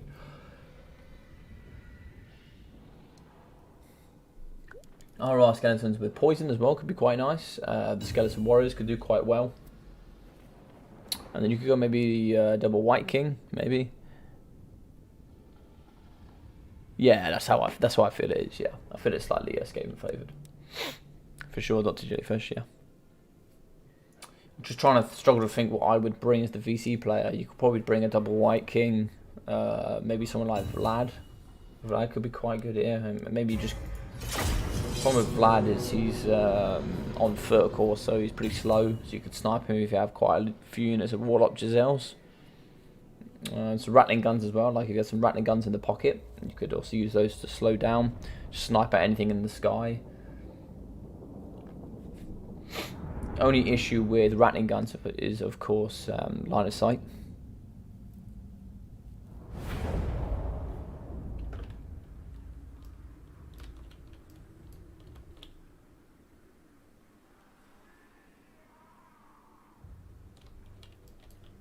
Gucci Jr., how you doing, bro? Oh, right. Oh, so we have some War Grinders. I believe you can only take one unit of War Grinder. Oh my god. Here we go. So, Gorich coming in today. Fantastic. I love to see Gorich. Listen, Kraken's coming in with all sorts of builds today.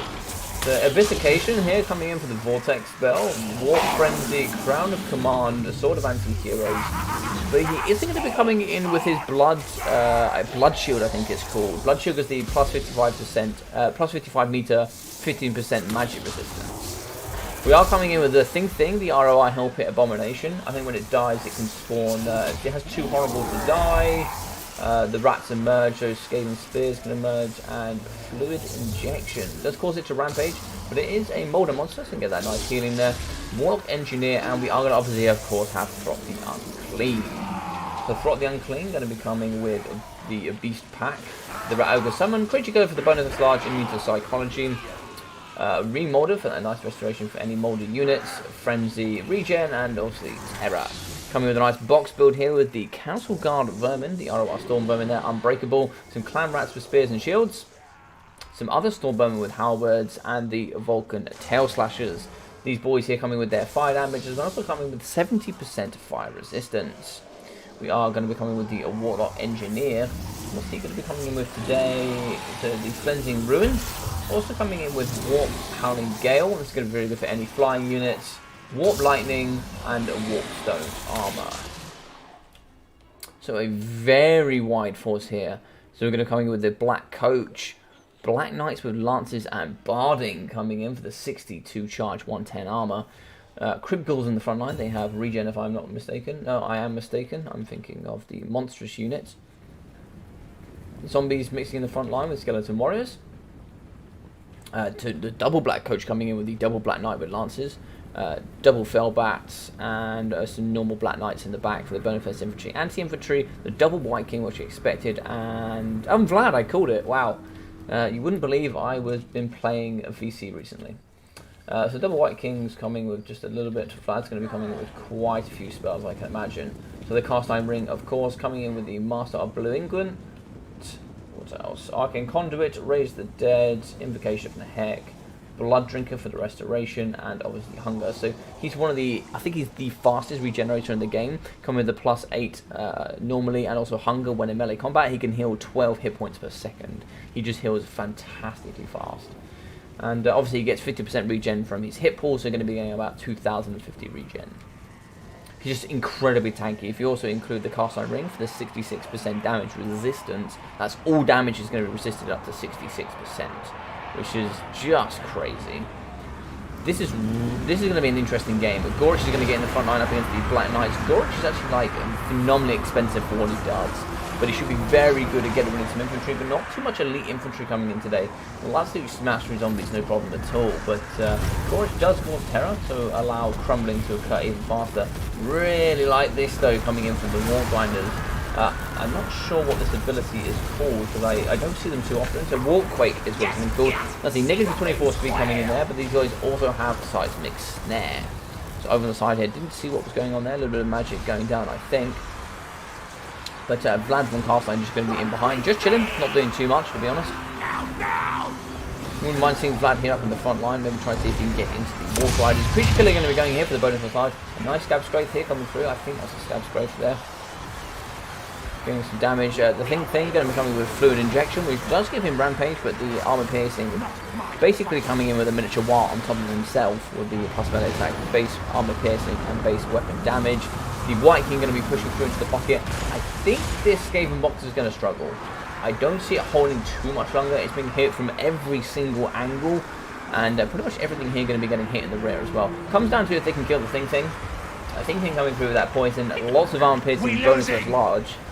Retreat! Surrender! Gorich also in the middle. Sorry about that. Gorich also in the middle. He is bonus as infantry, armor piercing, but lots of single entities healing as well. When is Throt is the question. So there's Throt. Throt's also going to be coming through with regen. So there's lots of regen coming in here, but most of the infantry are going to really struggle. Not too much leadership coming through with the Glam Vulcan and the Storm Vermin. In the pocket here, Gorich is going to do quite well, and the Castle Guard is going to do very well with the bonus as large anti-large armor piercing up against the Black Knights and Co. The rest of it here going to be getting pushed off using Fellbats. That's the great use for them for their 110 speed. Some really nice charges here coming in from the Black Knights here with their Lancers. In the pocket though, we do have the Thing coming down. Where is the hero? I can't see where the magic is. There's so much going on in here. Not sure what all of this is going down here. Is this Terror going down? I think this is Terror going down on top of the undead. So Gorich, has he used his ability on Gorich? Gorich really hasn't taken too much damage as of so far. Throt going clean, I can't see how much HP he has left from regen, but I can't see any healing caps coming out of these guys yet. But it looks like Terror having a profound effect here, causing all sorts of negation here. Looks like it's just going to be 3 entities left. Retreat! Surrender! Yeah, just the 3 entities left, and all of such some Clan to Spears. What happened to the Storm Vermin? Looks like the Storm Vermin have been entirely wiped out. Very difficult to see here with all of this. But Gorich here in the pocket with the Thing. I'm going to be surrounded by quite a lot, so we do have the double White King in. The double White King still relatively strong. And it looks like Vlad is still going to be in the mixture as well. This is just going to be a mass entity complete. I can't see anything with this stuff going on. But looks like Creature Killer is going to be down for the bonus as large, but it's mostly going to be going down for the immune to psychology, but there's not too much. I don't think there's any terror here coming out of the undead, which is quite rare. So nice breast spell going down the line up against the Clan of Spears. That should break those nice and quickly up against the zombies. They're going to be going down as well, so they shattered, so they'll be going off as well, I think. Yeah, so they shattered. Very closely followed by the Stormbone and Halberds. These guys should get shattered nice and quickly as well. They get chased off using the Black Knights with Lancers. Here in the pocket, you're going to be seeing a White King getting thrown all over the place by Gorich. Gorich wants nothing to do with him. But Gorich going to be in the pocket going up against Vlad. Vlad will obviously have his cast iron ring or the regeneration. I love the spins coming out of Gorich. It's so fun to see. It's whether the Throt the Unclean here can maintain that leadership. Can he maintain the leadership to keep fighting? You lose Throt the Unclean here, you could lose unbalanced power. Unfortunately here, the thing is taking a tremendous amount of damage. Are they bonus as large White Kings or are they bonus as infantry? The White King is bonus as infantry, okay. Not too much bonus as large. Invocation of the Heck going down. Throt is doing okay, he's still coming in with that regen. No healing cap as of yet. Thing started to come through with the healing cap, and Gorich still doing really well. Gorich coming in with 120 kills here. Looks like we're about to lose the Warlock Engineer, he's just going to be breaking there in the pockets. 68 kills coming out of the thing, the Abomination. And where is Throt? There's Throt. So Throt's coming through with 72 kills, doing really well here for himself. Still maneuvering around that, 95 speed, incredible. Can he kill the Black Coach here? So he's going to be going after Black Coach. Black Coach down to 500 HP. Some good charges there. Breaking that Black Coach could be very good. He looks like he's going to be going here. Nice bonus versus large for him. If he manages to get Creature Killer here, could really help finish off the Black Coach. If he's able to protect the Warlock Engineer here, with the looks like the Fellbats are coming over, he might be able to get him back for some nice magic. But over here in this pocket, looks like the thing has had some good opportunity for some regeneration. And Gorich still going fantastically well here. Absolutely destroying. Love this coming in here from Evisceration, but it looks like Master of Berlin going down for the negative 40 melee attack, and it looks like the thing is going to be going down. There's really not too much left for him, but if he does die, I believe he has the opportunity to spawn quite a few units, so it'd be interesting to see what he can do there. Still lots of regen left for him to go. He could really do with some support. Maybe a nice remolder coming out of Throt the Unclean could do quite nicely for him. Looks like we are going to be having the Warlock Engineer coming back. He's still going to come through with quite a few spells. Black Coach is going to be really trying to push through onto him. So can you protect the thing? He's going to be healing once he goes away, but he still has 2,000 HP left. Looks like the Black Coach is down, and it's just still going to be debilitating here. He'll be crumbling relatively quickly, down to 120 HP left. He will be going off the battlefield relatively soon. Gorich, looks like everything's going to be coming through here to try and save the thing. Down to 2.3k HP, but we'll be able to get comfortably pushed off using the Fellbats. White line's still relatively far away, so a lot of work there to be done. If it's all going to get caught up here, unfortunately the Fellbats will be able to push off. Gorich is going to be struggling. Crown of Command going down himself, Creature Killer as well. So he's wavering, but he shouldn't be wavering, because Crown of Command is going to be going on top of him. So Mutant Psychology going as well, but not too necessary here. But Vlad has hit his healing cap, so that's going to be a big thing to notice there. Still going to be healing the thing. Going to struggle there as he's going to be getting pushed by the Black Coach.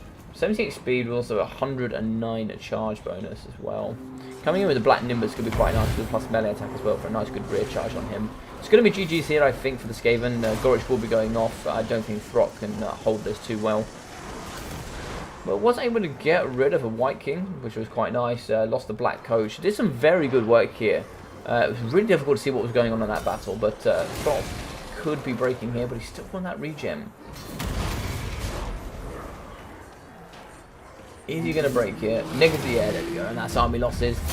Well played, really, really well played. Magista coming through there with the 3-1 victory.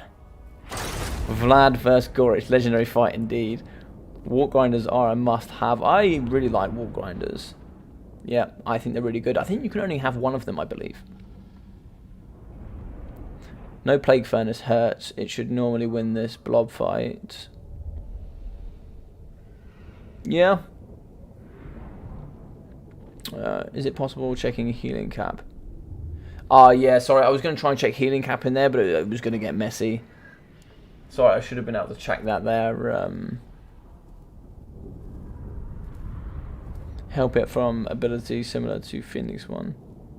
Oh, okay.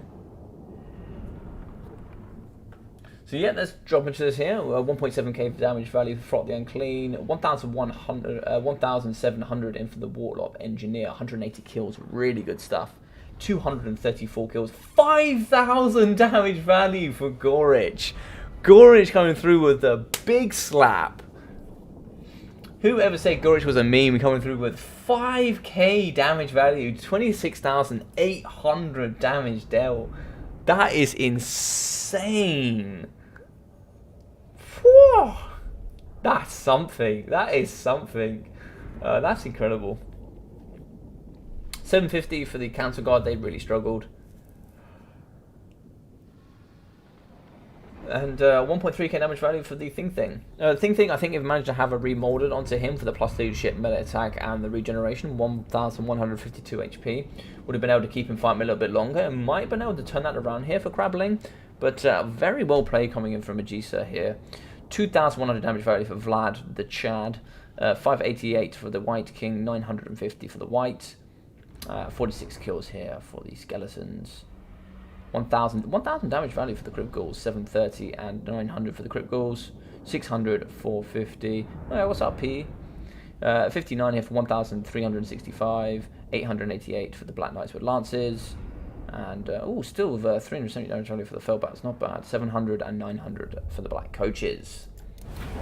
So there we go. Please nerf Gorich is insane.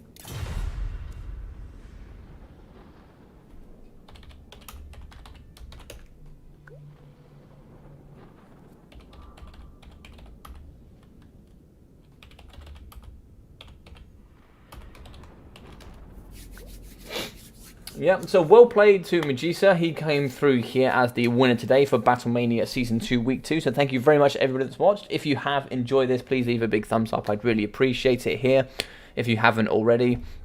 And the same goes here, guys. If you don't enjoy it, by all means, leave a thumbs down. I'm not going to be disappointed by that. If you're not enjoying the content, that's the best way of letting me know if you don't message me personally. Or if you don't want to, that's another way of letting me know. But guys, I hope you enjoyed this. There's going to be some changes coming next week due to some of the issues that we had this week. And of course, there is multiple of us doing multiple tournaments all the time. I want you guys to have all the tournaments you want to have to play in. So I try to make sure I have as much available for you guys as I possibly can. So in the Discord, there's going to be a few new channels. So we'll go into this here. I will be putting a few more in as well. But we have media content there, so you guys can hop into the Discord and put all the media stuff in there. If you want to see some nice screen blockers or anything you want to bring to my attention, we can all put that in there. We're going to be having some tournament ideas as well. So you guys can drop all your tournament ideas in there. For other stuff I can do, I'm looking to do an extra tournament day per week. Obviously keeping BattleMania here on the Friday. Replay forecasting as well. If you've got any good replays, you can send those in. We've also got some matchup discussions and looking for games. You guys can just come and get involved here in the community and have some good fun.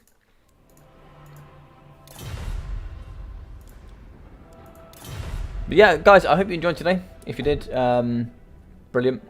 And we'll be back next Friday. So I'm not sure what the date is today. So it should be the 23rd. Should be BattleMania Season 2, Week 3. And we'll be doing 4 weeks here if you're brand new. So it'll be 4 weeks where you come in and get as many points as possible. The top 8 players will be going through to the BattleMania Season 2 Invitational to play there for a nice cash prize. So, yeah, guys, I hope you've had a good time. I do apologise, obviously, didn't get to bed till 7 o'clock in the morning, and so I wasn't able to do it yesterday, so I really want to try and give you it, guys, today, so we keep it going every week. Now, thank you very much, man, and thank you very much to everybody that played. It was really nice to see all of you here today. Honestly, it's always good to see you guys come. I really enjoy having you guys here on the stream and playing in the tournaments. But I hope you guys did enjoy. Obviously, leave any suggestions you'd like to see of how we can improve BattleMania here. I'm always open, always all ears. But take care of yourself, guys, during this time. If you ever want to play any games here, do think about joining the Discord so you can meet all of the cool guys here. Take care. Thanks, Dr. Jellyfish. Take care, mate.